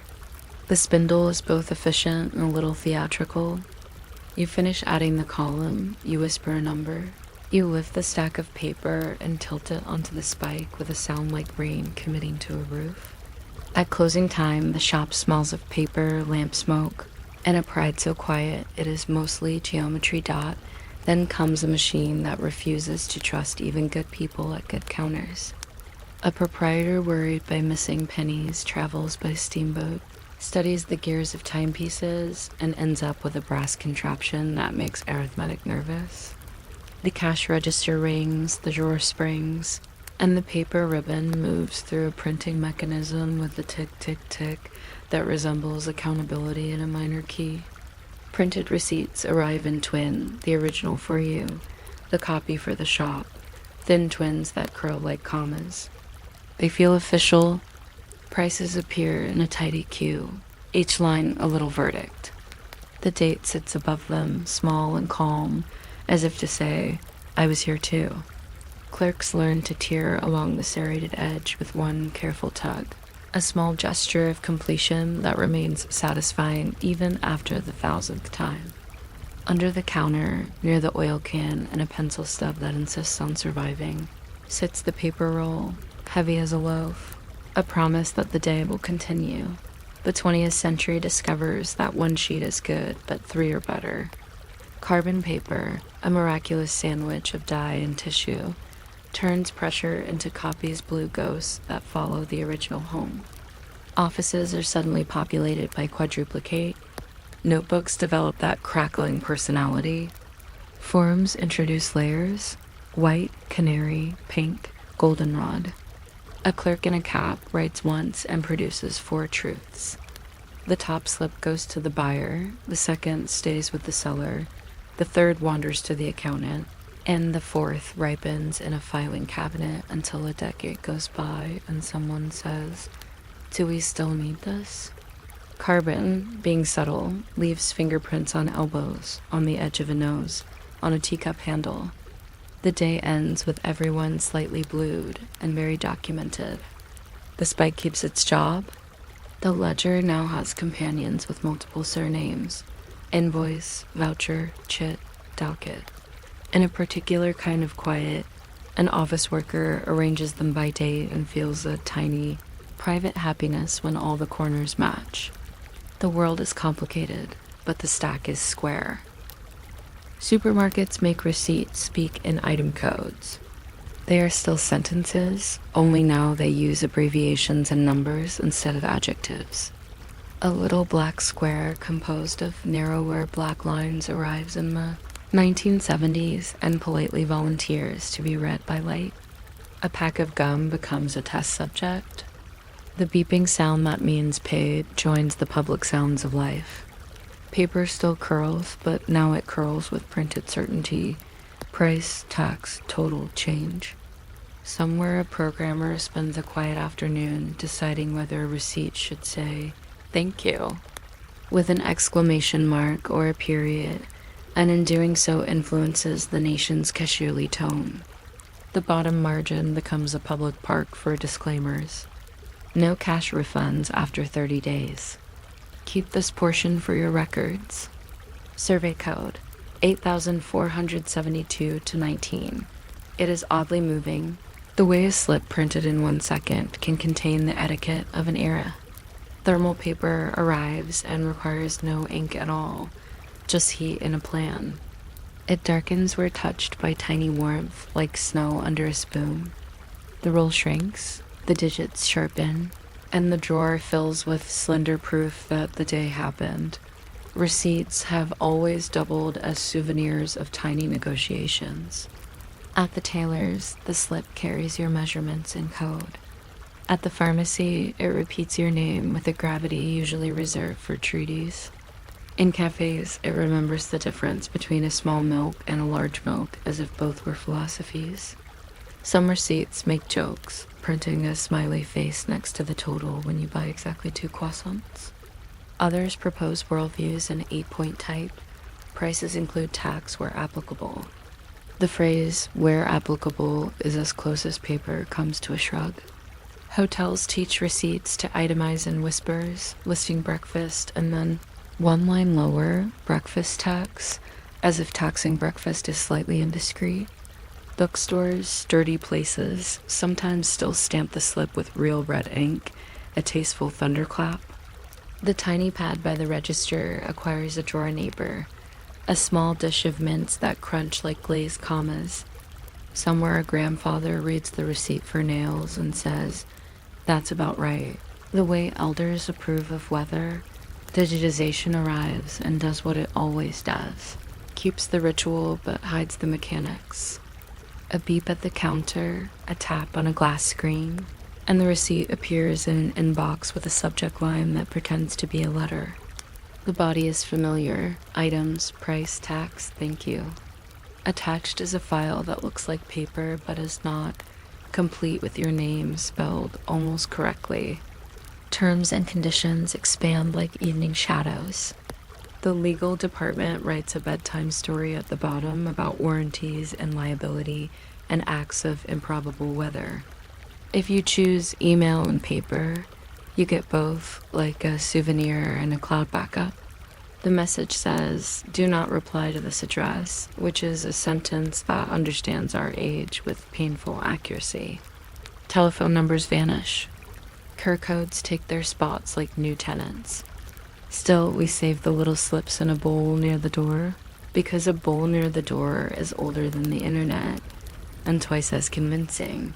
Even older than bowls are pockets, and pockets are where receipts go to consider their future. In a dryer drum, they become confetti that insists on finishing the party after everyone left. In a coat from last winter, they stay legible and deliver faint nostalgia for the unknown pastry. In wallets, they live folded at unusual angles, each crease recording a decision that was not urgent. Some people press them into notebooks as if they were autumn leaves. Others photograph them with a phone whose camera blushes to be used for such practical intimacy. A receipt can record the price of a hammer and still remember the thought that went with it. A shelf will be strong. A picture will finally hang straight. The wall will stop pretending to be mysterious. At the very end of the year, a thin stack leaves for a box marked tax. An acronym that sounds like a sigh even when you say it briskly. The box is labeled with a felt-tip pen that is starting to give up, which is how you know it is a veteran dot. There is a gentleness to the afterlife of receipts. A shoebag sleeps in a closet filled with years that can be recovered if necessary. An envelope holds the warranty for a kettle that never misbehaves. A gardener tucks the paper from seed packets into a diary to record which tomatoes remembered themselves best. On a refrigerator, a magnet holds a long slip from the hardware store beside a list that says sandpaper, string, patience. At the bottom of the desk drawer, a single thermal strip has faded to ghost, its numbers gone. Its only legible word, the evergreen think. That's the third micro hook, the most common printed word on Earth. Might be think, which is a sweet way to measure a planet. If you're still awake, you may want to know that some languages prefer a phrase closer to "we are obliged," like a handshake written out. Others simply wish you to visit again, which receipts know you well, because people like to record the world almost as much as they like to buy onions. Every receipt is an agreement between memory and matter. It grants permission to forget while promising a way to remember. It sits quietly in a pocket or a tray or a digital folder, a small archive of a tiny moment that did not need an archive and got one anyway. Think of how many dinners can be reassembled from the slips alone. Think of how easily a life can be described with subtotals. Bus tickets, fruit, string, postage, a haircut, a gift. We try to keep the important papers, safe certificates and deeds and things, with seals, but the unimportant papers are the ones that touch us most often. We meet them at counters and carry them home like feathers. Tonight, as you rest, the world continues its gentle printing. Tiny machines exhale narrow truths into the hands of people who will slide them into bowls, drawers, pockets, folders, inboxes. Tomorrow they will become arithmetic, or mulch, or records, or confetti. Receipts do not judge. They only list dot in somewhere because the story deserves one last small fold. A clerk sets down a receipt printer for the night. The machine gives a last mechanical sigh. The roll shows its white edge like a cuff, and the counter remembers how to be wood. The bowl by the door breathes a little under the weight of the day's proofs. If you drift now, that's allowed. You know how the rest goes. A morning, a transaction, a slip, a number, a thank you. The past puts on its coat of tiny documents and arranges itself in drawers, ready to be found when needed, ready to be forgotten when sleep is better. The paper curls a little tighter, the bowl is quiet, and the smallest history keeps itself, line by line, until the house is full of restful totals. You might not expect sunrise to be an occupational hazard, but in southern Mesopotamia, the sun began work early and took few breaks. It climbed the sky like a manager who liked to arrive before everyone else, hanging there with the steady confidence of a kill. People timed their lives by it. The first light turned the mud brick alleys gold. The second light turned them hot. By the third, the city already smelled like dust warming in a pan. If you're still awake by the time we reach barley rations and the polite bureaucracy of beer, feel free to subscribe or don't. The sun of Uruk will rise again either way. On the rooftops, jars faced east like quiet sunflowers, and in courtyards the ziggurats watch the day begin the way a grandfather watches a kettle patient, impassive and curiously proud of steep steps. Shade was a moving luxury. People paced with it. Even temple cats learned to nap in a thin triangle of cool that slid down a wall like a bookmark changing pages. Irrigation was the neighborhood pastime, a hobby that involved everyone, whether or not they wanted a hobby. Canals cut across the flat plain in tidy lines that looked almost restful from a distance, but up close they required constant negotiation with silt. The rivers brought both life and paperwork. A breach in a levee turned law-abiding fields into lakes that felt entitled to visit households without knocking. Men with reed baskets lifted mud the way librarians lift books, steadily and for a very long time. A city might spend an entire season clearing a single clogged channel, only to have an unhelpful flood arrive with the personality of a dinner guest who brings extra guests. Scribes recorded how much water should go where and when numbers neat as reed. Stems laid on a table, and farmers learned the unpopular truth that the best irrigation was mostly maintenance. In a place without forest, the little shovel was a kind of sacred object. You carried it the way modern people carry a phone, not because it was fashionable, but because not carrying it made the day longer. The marshes sang their damp songs at dusk. Reeds whispered together. Boats slid like careful shadows. Fish made little punctuation marks on the surface. Mosquitoes also attended in astonishing numbers, and they considered everyone earthly enough to be welcome. Houses stood on platforms. Doorways hung mats. People burned bitumen and fragrant wood to persuade the air to move. Herbs were tucked behind ears the way modern commuters tuck earbuds. A lamp might glow all night to keep the air just slightly disobedient, not enough to cause a breeze, but enough to make a mosquito reconsider its major life choices. And yet people stayed. They raised water buffalo with faces like slow jokes. They gathered reeds to weave baskets that remembered the shape of the hands that made them. They built with mud because stone lived far away. Mud truly is democratic. Anyone with time and a temporary lack of alternatives can stack it into a wall. When it rained, which it sometimes did with comedic enthusiasm, the city returned to clay a little at a time and had to be encouraged back into shape. The first markets woke before the heat found them, and they were full of quiet competitions. Who had grain already winnowed clean? Who had figs so patient they had turned into sugar? Who could speak about onions with convincing tenderness? A child balanced a tray of dates and learned that money likes the exactness of small hands. Dogs drifted under tables with the faded optimism dogs always carry. People greeted each other with questions that were really weather reports. How is the canal? Meant, did your field stop pretending to be a pond? How is your mother? Meant, is the fever behaving like a visitor rather than a resident? Even the wind felt like an acquaintance at these markets, slightly cooler if it happened to remember something about kindness. By mid-morning, the city had settled into the careful slowness required to survive the afternoon, and life looked not heroic, but very organized, which is often the same thing. Then comes law, which is simply a list that insists. Hammurabi King, billboard model for, basalt had his scribes carve those insisting lines into a stele whose top shows him conferring with a deity who is either handing him a scepter or showing him a new gardening implement.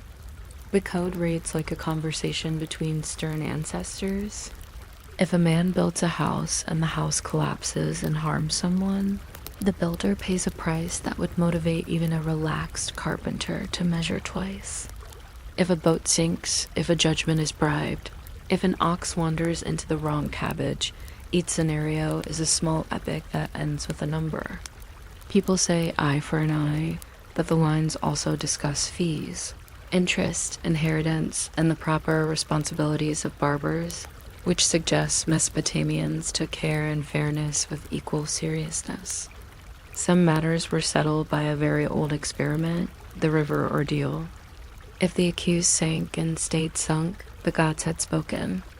If he bobbed up like a reed float with human opinions, the gods had also spoken, only differently. It is not a modern method, but it did have a clear workflow. Step 1, river. Courts kept tablets that still read like long breaths. Each names a witness, a boundary, a petition scratched in the careful triangles that make clay look like it learned cursive. Law scribes were professional rememberers. On shelves of tablets, the city stored the precise weight of copper that changed hands on one afternoon, many afternoons ago. and a dispute could be resolved by reading a kill-fried paragraph that felt as solid as a brick because it was won. Justice, at its calmest, resembles reading aloud. Not all lines were gentle. When the law struck hard, it did so with the marathon sturdiness of a riverbank. A tenant who tried to pretend harvest had forgotten him might find that the law did not forget.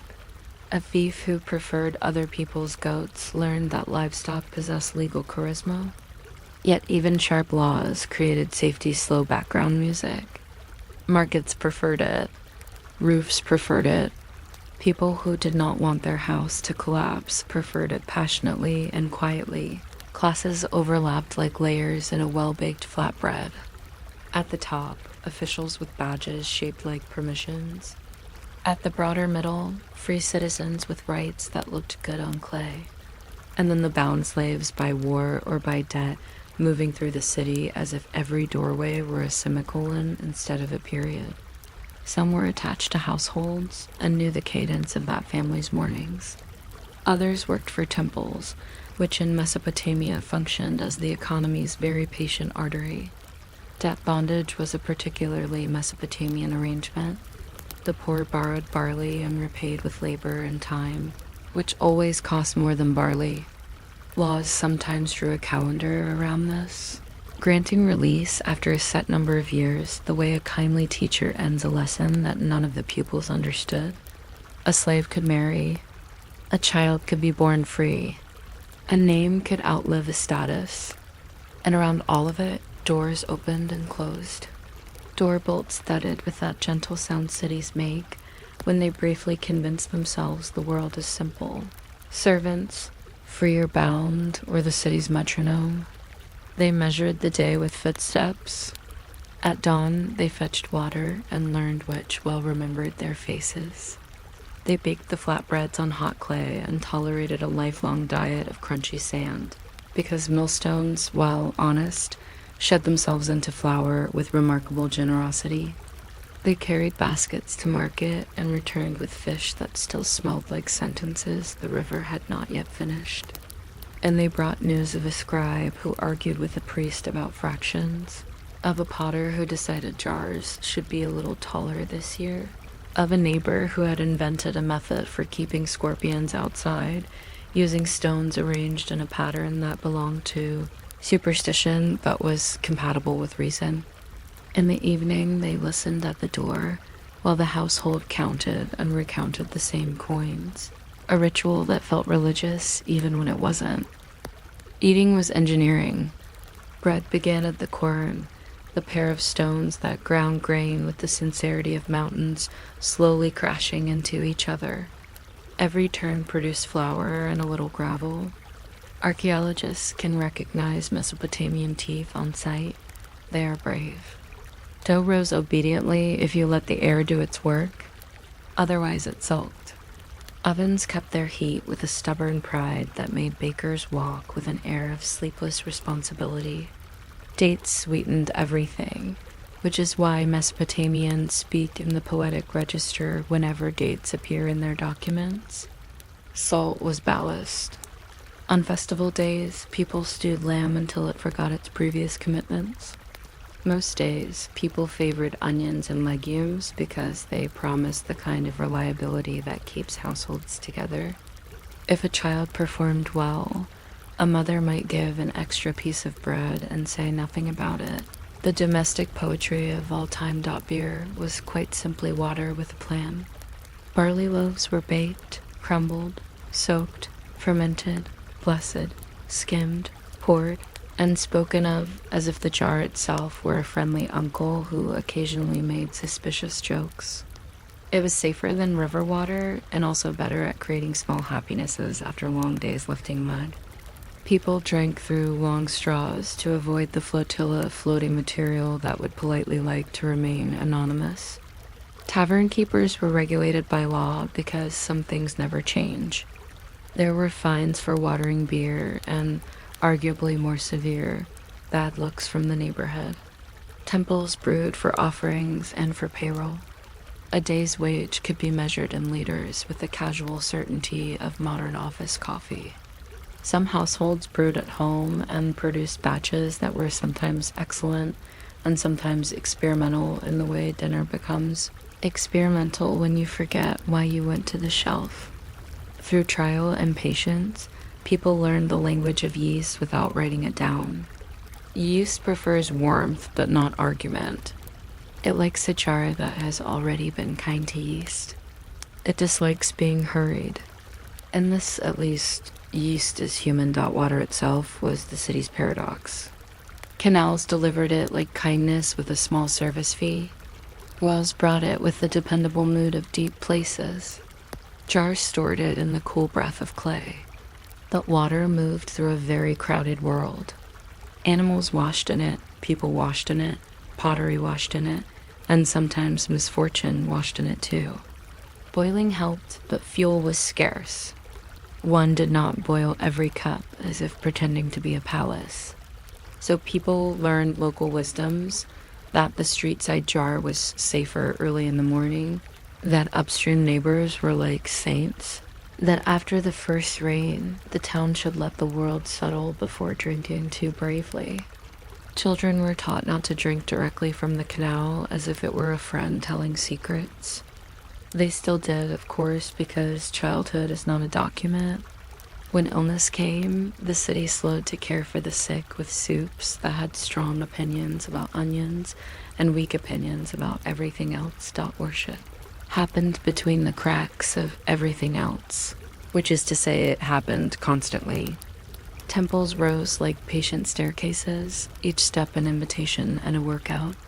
Priests tended gods who preferred meticulous service, the right oil in the right lamp, the right song at the right corner, the right goat selected with the quiet diplomacy of a florist choosing flowers for a very exacting ant. Clerks in temple offices accepted barley as tax and wrote receipts on clay that, millennia later, would still clearly express the sentence you paid. The city owed grain to the gods, and the gods, being well connected, owed prosperity to the city. This relationship produced a lot of accounting. At festivals, people wore clean garments and a little extra coal, and said the words that had been said so many times they had become like stones in a river rounded, familiar, and strong enough to walk on. Diviners read livers with the professionalism of weather forecasters, and sometimes the omens said, "Try not to start a war on a Tuesday," which everyone agreed was practical advice. War, when it came, did not rush. It arrived by road and sandals, or by canal and boats that pretended to be polite. City-states quarreled the way siblings quarrel about rooms, except the rooms were fields, and the arguments lasted generations. Kings built walls and gave the walls names that sounded like compliments to themselves. A messenger ran along the parapet as if speed could convince distance to get tired. Spears leaned in neat rows against a barracks wall, and slings waited with little piles of stones that looked like fruit gone suddenly formal. Raiders favored twilight and soft ground. Defenders favored dawn and short speeches. Farmers hid their tools in hedges the way a clever child hides candy in a drawer behind socks. Yet even during campaigns, life continued to practice itself. Bakers baked, canal cleaners cleaned, scribes inked tiny numbers that insisted upon being exact. The city learned to be two things at once, brave in public, meticulous in private. Taxes were not exactly fearsome, but they were thorough. A household might owe barley to the temple, Labor Days to the canal, and a sense of humor to the year itself, which frequently misplaced rain. Officials visited with small tablets and larger expectations. They were not villains. They were people who had very carefully copied a list, and lists have a way of turning into moral weather. When a drought wandered through, the temple opened granaries with a deliberate grace that made everyone breathe differently. Priests announced remissions, kings announced resets, and the black-streaked jars in the storehouses answered the city's stomachs, with the reassuring noise jars make when they are not empty. In good years, the same jars requested offerings with a tone of mild curiosity. The rhythm of giving and receiving kept the city's ledger close to even. No society ever achieves perfect balance. Mesopotamia achieved a respectable wobble. Night, at last, arrived with a promise of fewer opinions. The wind lifted dust in slow gestures. The moon rehearsed its unbroken career. On rooftops, people slept on mats and let Orion be head of security. Somewhere a potter's kettle cooled with the sound of iron, remembering it as clay. A dog made one bark just to say the dog was on duty. A mother trekked on a child and pulled a reed mat over small feet with that universal tug that makes children warmer and parents briefly invincible. A jar in the corner held tomorrow's water and did not speak of it. The city settled into its familiar chorus, river against banks, flies conceding defeat, the almost music of a reed door brushing stone as it closed. If you are drifting now, that's very Mesopotamian. Sleep there was not an escape from labor. It was another form of irrigation, an overnight channeling of strength back into fields that would, in the morning, look exactly the same and therefore exactly worth it before the world tilted toward another dawn. A scribe might sit up in the dim and practice a few wedge strokes on scrap clay, the way a musician idly plays scales. He would write the date, the month, with a name that tasted like river water, the year named for some event, the year the canal was restored, or the year the statue smiled, which is a lovely habit we could consider reviving in our calendars. He would smooth the clay with a thumb and think about bread and laws, and roofs, and whether the new jar needed a slightly wider base. It did, he decided, because jars, like cities, prefer to feel steady when the wind arrives. Then he would sleep, and the tablet would dry almost invisibly beside him, turning into another small piece of Mesopotamia's quiet record of itself, which is, when you tilt your head and let your eyelids grow heavy, all that history ever hopes to be, a long, careful list of ordinary efforts that work just well enough, most days, to carry everyone toward morning. You might not expect a city to measure its afternoon with a falling wooden bowl, but for a long, drowsy century, that was how harbors behaved. In the calm glare of noon, a sphere on a tall mast would climb like a polite thought and then drop, and every clerk with a pocket watch and every captain with a chronometer would nod in unison, the way birds do when they are trying to look professional. If you're still awake by the time we reach the business of telegraph wires arguing with the sky, feel free to subscribe, or don't. The time ball will drop again tomorrow either way.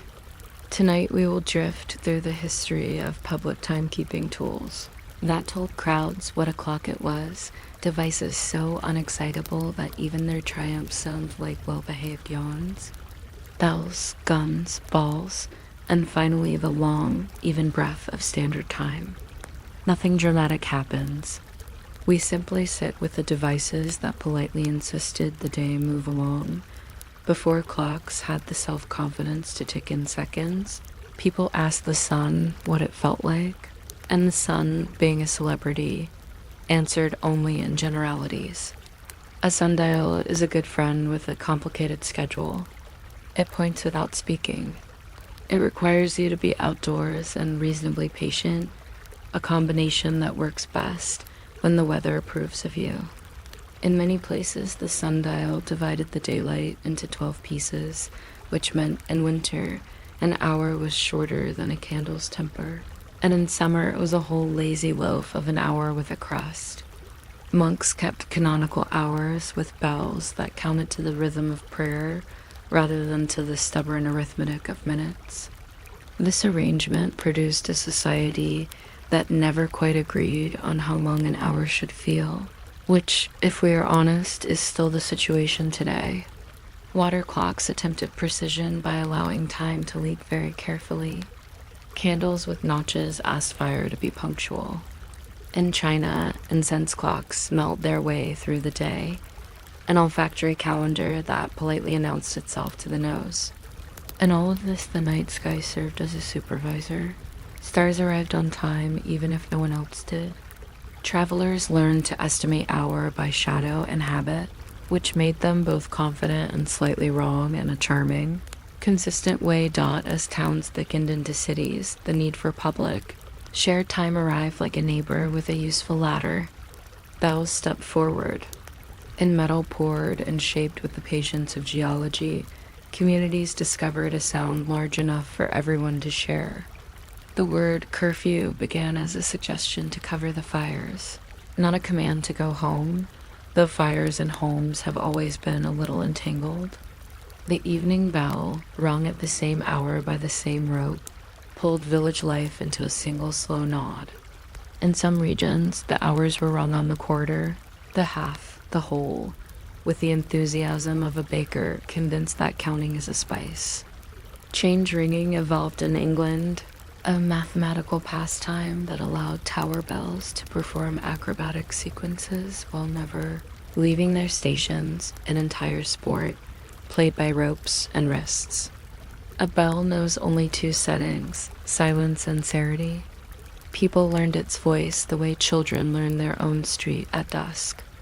If the great bell spoke in that low metal vowel, you checked the hearth, you considered the door, you told yourself time had decided to be official for a moment. The night watchman carried time on foot. He patrolled with a halberd, a lantern, and a voice, calling the hour with report-like confidence. Past 12 o'clock, and a windy night. This was both information and lullaby. It reassured households that someone else was counting, so they did not have to.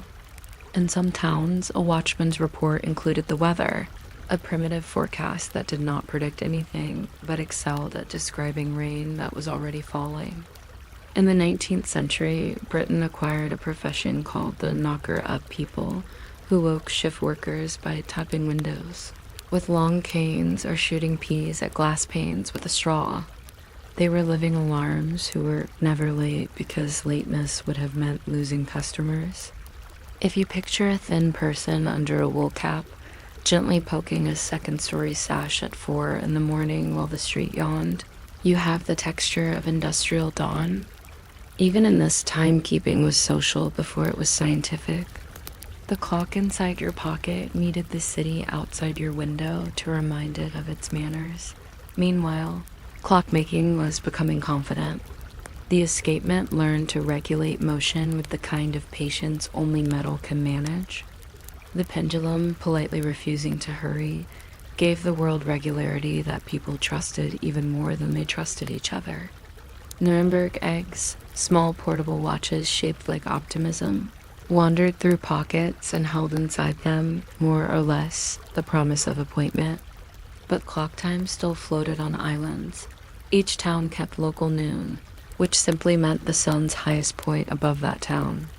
Two villages a few miles apart could disagree by a minute, and both be infuriatingly correct. It was a comfortable chaos, like markets with multiple stalls selling the same apples at slightly different prices. No one worried because no one needed to catch a train that would not wait. Harbors needed better. A ship at sea, navigated by angles the sky offered only to the patient, and a chronometer wandered just enough to ruin confidence. The problem was not the stars. The problem was trust. Around the 1830s, observatories began dropping time balls from tall masts at precise moments, the exactness guaranteed by observatory clocks that listened with their whole brass hearts. Greenwich did it at 1 o'clock, a habit that put the ball drop just after the daily sun sighting and before lunch, which, in the history of precision, is as good a reason as any. Captains looked up, saw the ball rise, counted breaths, and when it dropped, corrected instruments that could then carry time across a wet planet without spilling too much. People set their pocket watches too. On clear days, you could see punctuality move through the crowd like a soft ripple. A boy returning from an errand might pause, frown at his father's watch, and turn the tiny key with the ceremonial seriousness all children display when allowed near delicate things. Where there were forts rather than observatories, there were noon guns. In Cape Town, Halifax, Hong Kong, and other ports where the sun behaved like a tourist with a map. A cannon announced midday in a tone that discouraged debate. The smoke unfurled. Birds made editorial decisions. Docks believed loudly in the future.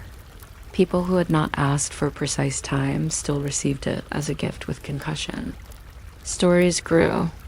An absent-minded gunner who forgot to load powder became a legend. A lanyard snapped and produced a late noon, which became a joke about the military discovering the elasticity of time. But mostly the gun did its work. Shopkeepers adjusted weights and measures. Clerks synchronized ledgers. Children learned to watch for a signal and then eat lunch, which is historically the most important use of accurate time. Town clocks joined the chorus. Many were driven by long ironwork frames that looked like polite spiders. Weights sank slowly through stone towers and had to be wound with solid morning enthusiasm. On frosty nights, the oil stiffened and the gears considered resignation. Caretakers climbed stairs with lanterns and persuaded the mechanism to continue. The phrase, as regular as clockwork, came into the language because enough clocks pretended to be regular, often enough for the metaphor to feel kind. But local time still fractured the world into neat hometowns. The sun blinked its old indifferent eye at this and carried on, a celebrity maintaining a carefully vague relationship with the public. Then railways in the 19th century, a new kind of line that traveled faster than conversation, began to require civilization to agree with itself. A train cannot consult every church tower along the way. It prefers instructions written once with the calm authority of a station master's mustache. Railway companies quietly adopted standard time along their networks, often choosing the time kept by a respected observatory. In Britain, railway time widened through the land like a thought that had decided to be useful. Station clocks bore 2-minute hands for a while, one for local time, one for the railway, an arrangement that looked like a compromise and felt like a countdown. People wrote angry letters to newspapers. Vicars of parishes insisted that God had not appointed the Great Western Railway to manage Sundays. Yet pew by pew, pocket by pocket, the new time won. In North America, a single coordinated switch day arrived in 1883. Towns moved their clocks forward or back to join zones named with helpful sobriety: Eastern, Central, Mountain, Pacific. A few cities resisted for sport and for pride. There were places where the courthouse kept local time and the station kept standard, which meant a person could be late simply by crossing a street. The telegraph made time a broadcast rather than a rumor. Observatories sent electric pulses along wires that could urge needles in distant towns to jump in agreement. The synchronized flinch of modernity. The BBC began its pips in 1924, 6 short tones that taught a whole nation to begin the hour together. Telephone services offered the time by voice, a woman known as the Time Lady, whose patient recital of seconds made latecomers admit defeat with dignity. This was the long exhale of standardization. The world turned 24 hours into a useful grid and numbered them with the restrained excitement of a ledger. Schedules became promises instead of poems. Even argument mellowed. People who disagreed about politics could at least disagree at the same minute. Wristwatches learned to hum with tiny quartz hearts. Radio-controlled clocks learned to listen all night to a transmitter on a hill. The point of all this was not control. It was courtesy coordinated meeting, coordinated trains, bread arriving at the bakery before dawn rather than vaguely during the morning. The quiet miracle of knowing when. Small, older rhythms persisted, kindly untidy. Noon guns kept firing because towns like to have traditions that startle pigeons. Time balls still drop at a handful of observatories. Their patient gravity, a museum of precision you can watch with a sandwich. Church bells continue to ring not because they are needed, but because they still feel useful, like grandparents at picnics. In some places, a siren signals noon. In others, a whistle announces the end of a shift. Schools everywhere prefer bells because bells are good at explaining both beginning and end to people who are thinking about lunch. Meanwhile, homes fill with the soft tick of kitchen clocks that pretend to count while actually soothing the air. When you can, stand by one, listen. The second hand moves like a fish in shallow water forward. Pause, forward making time look like walking rather than falling. It turns out that most of us prefer time that walks. What is especially gentle about this history is that no one device wins. Sundials are still dignified on garden walls, telling correct time exactly twice a year and decorative wisdom the rest. Monastic bells still do their shy arithmetic. They have stubbornly refused to learn what a minute is. The knocker app is gone, but a neighbor will still text you at 6 a.m. with a cheerful reminder that modernity is nothing if not resourceful in its methods of interruption. And the watch in your pocket, if you still carry one, depends on quartz that oscillates at a frequency more irregular than our heartbeat, which means we are, for the first time in human history, personally more precise than our institutions. This produces the small comedy of waiting at a bus stop while everyone's phone insists the bus is late to 5. Independent decimals. From a distance, standard time looks like a straight line. Sunsets marching in file. Trains arriving at platforms with the moral certainty of schedules. Offices opening like flowers at 9. Up close, though, time remains in ecology. It is bells and balls and guns and careful voices on the phone, each with a particular tone, a specific local smell. It is a watchmaker tilting his head to hear the tiny conversation inside a case. It is a child learning to count to 60 without hurrying, because the minute is a civilized creature that dislikes being chased. It is an old man in a port city who still sets his wristwatch by the noon gun because his father did, and the sound rattles the bones in the same pleasing way. And when night folds over everything, public time grows shy again. The tower clock keeps its own counsel. The observatory lamp burns with the contentment of a well-fed cat. The time ball sleeps in its frame like a moon that forgot which sky it belonged to. Somewhere a watch ticks loudly on a wooden table because wood is a natural amplifier of small hopes. The last tram hums along the rails, the driver glancing at the dashboard with the practiced calm that belongs to people who always know what minute it is and never mention it. You can hear a far bell counting to 10, and then stopping, and then a small metallic echo where the clapper met the rim and decided they had done enough for one day. If you're still awake, let the seconds walk past without counting them. They know where they're going. In the morning, a sphere will rise, and then, with a soft, obedient fall, it will ask the harbor to agree on something. People will look up for a moment, then return to their bread and their ledgers, which is all most of history ever wanted. A polite signal, observed, and then life going on at the tempo of ordinary hands. You might not expect a brick, baked slowly in the Sumerian sun, to shout at you. But the moment you step into early Mesopotamia, every surface is loudly, insistently warm. The clay walls have stored daylight inside themselves like sleepy dragons, and then breathe it back at you, politely and without malice, at every hour. Morning is a rumor. Noon is a decision. Farmers rise long before the light and still find the heat waiting, already awake, leaning on the ziggurat like a bored guard. The air tastes of dust and dates. The wind is not really a wind. It is a hairdryer set to ancient. People move in small, careful lines between canals that shine like melted metal. Shade is a limited technology provided by reed mats and good manners, and often leased by the palm tree one person at a time. If you're still awake when I get to the part about how bread could be crunchy without meaning to, feel free to subscribe or just let your eyes close at their leisure. The tigress is patient. Irrigation ditches require repairs the way kittens require attention. constantly, adorably, and with a focus that ignores your schedule. A day's work is measured not in steps, but in buckets.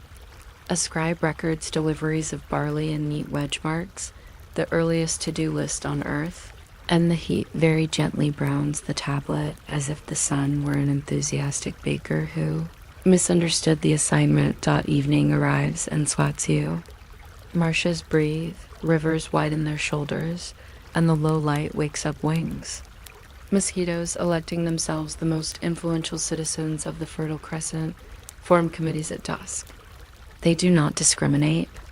Kings, clergy, goat herders, and tourists are treated with absolute equality. What you think is mist rising from the canal is sometimes actually enthusiasm. Malaria becomes a rumor with a good memory. People burn incense, smear oils, and put faith in amulets shaped like lions whose primary job is to look confident. The marshland near the rivers is a life-bringing labyrinth full of reeds, birds, and sounds that would be soothing if your ankles didn't itch like philosophy. Priests intone that the gods control the floods, which is soothing in theory, though unhelpful to a person currently sharing a bedroom with a determined chorus of insects. Families sleep on roofs to catch a cross breeze, and they become astronomers by accident. Children learn the names of constellations not out of wonder, but because sleeping under them nightly tends to create a relationship. Somewhere, a poet writes a hymn to Inanna while swatting with the regularity of a metronome. The night is beautiful. It is also busy. The law, when it decides to speak here, carves its sentences into stone because paper would be too forgiving. Hammurabi's code does not blink. It behaves as if a legal system were a recipe, precise, unyielding, and convinced that more heat will help. Break a bone, and the law breaks something symmetrical back with admirable commitment to geometry.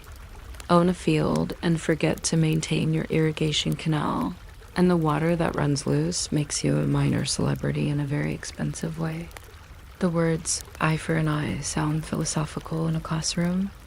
On a basalt stela, they feel more like someone stacked 1,000 tiny hammers and asked them to sing. There are protections, yes, contracts for wages, property, even the value of an ox with an inconvenient personality, but mercy rarely attends meetings. A noble and a laborer stand in the same sun. The law helpfully reminds them they are not the same. Trials involve oaths before the gods, and occasionally the river itself becomes a judge, which seems poetic until you imagine your court date including the instruction, please jump in. If you come from a world of email appeals and flexible returns, Mesopotamian, justice will feel like a cashier who counts out exact change using gravel. Beneath the law lies a woven rug of rules about people, thick enough to trip anyone not watching their feet. Society arranges itself into clear categories, and then pretends the categories were always there. Free men, dependents, slaves, landowners, and tenant farmers.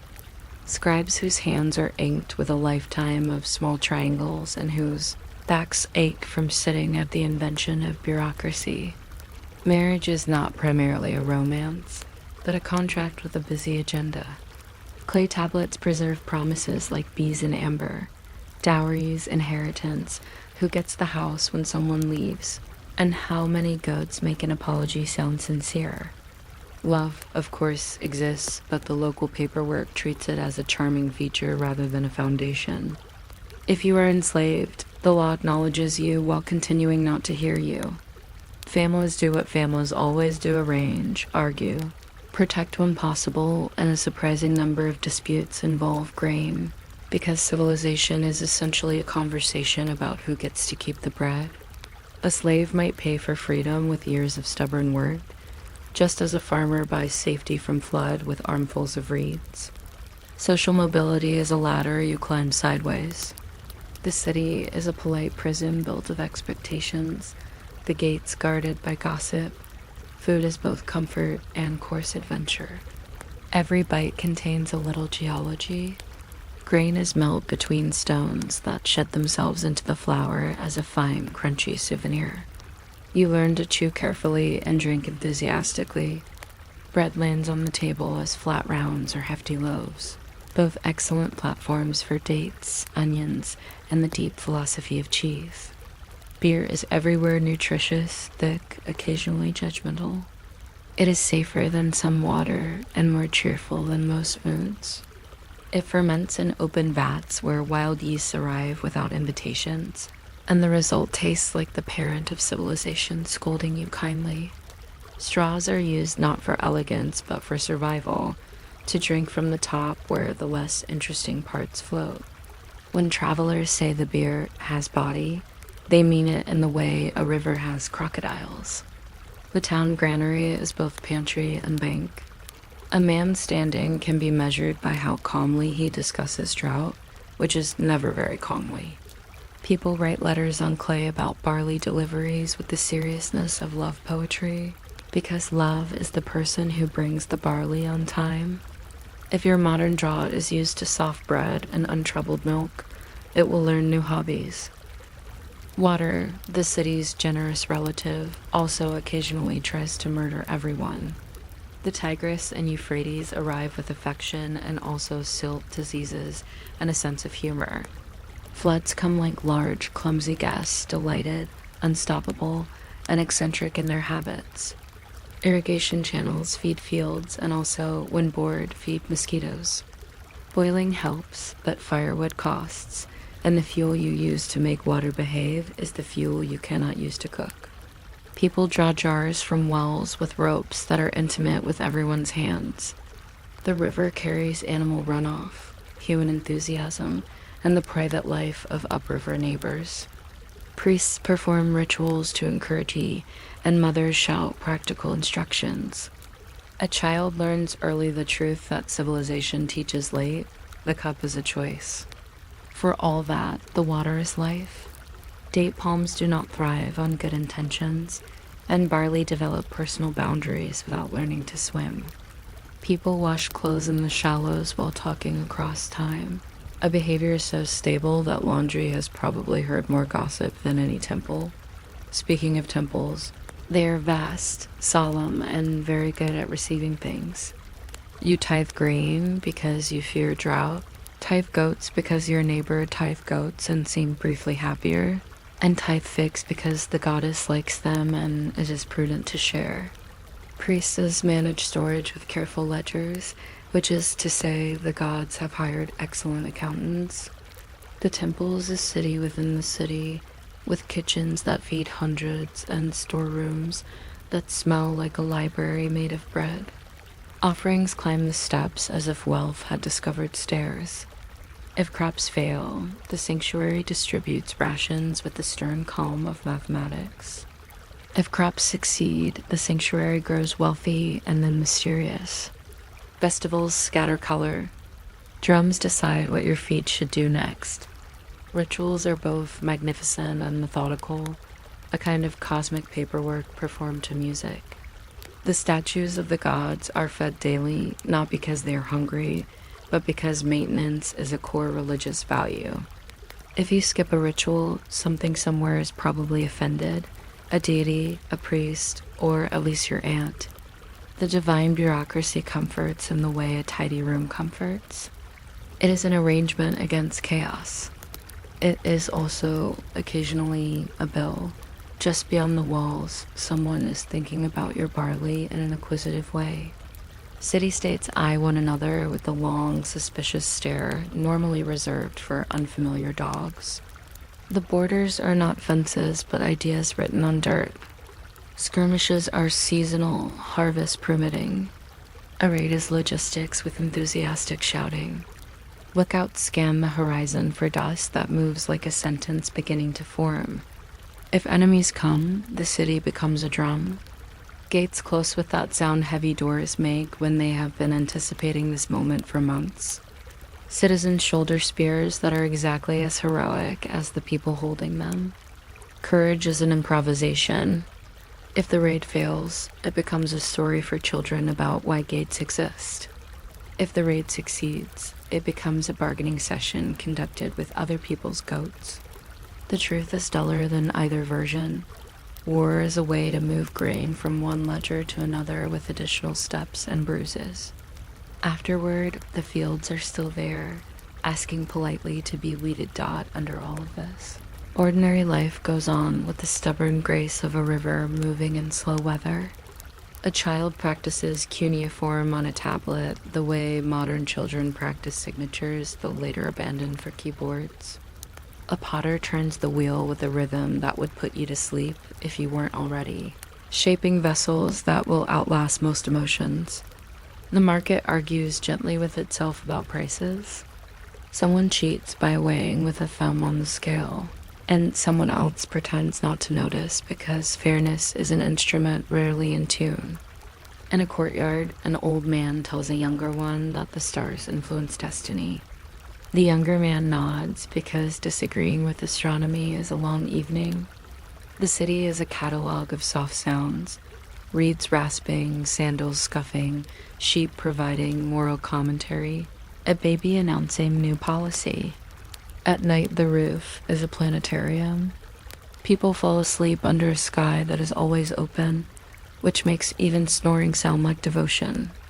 The first birds bring back morning with the professionalism of postmen.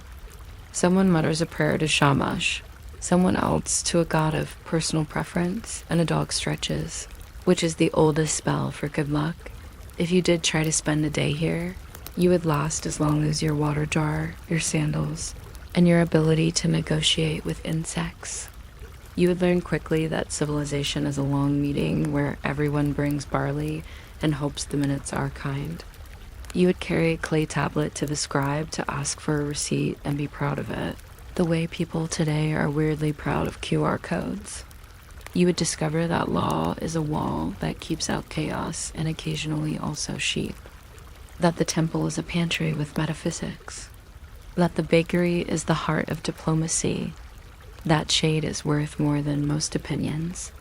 And you might understand sometime between the second dust devil and the third drumbeat why people stayed. Because even in the heat, even with mosquitoes forming committees and codes threatening symmetry, the rivers glitter, the palms write their green handwriting against the sky, and the evening breeze moves like forgiveness between the roofs. If you're still awake, you can hear a cow disagreeing with a cart, a mother scolding gently, and somewhere a priest washing a statue with the careful exactness of a person who believes detail is the shortest path to peace. The stars blink without obligation. The canals exhale. The city goes on, not dramatic, not urgent, just steady, like a tablet drying on a shelf, waiting for its turn to be read by someone who does not yet know they are tired.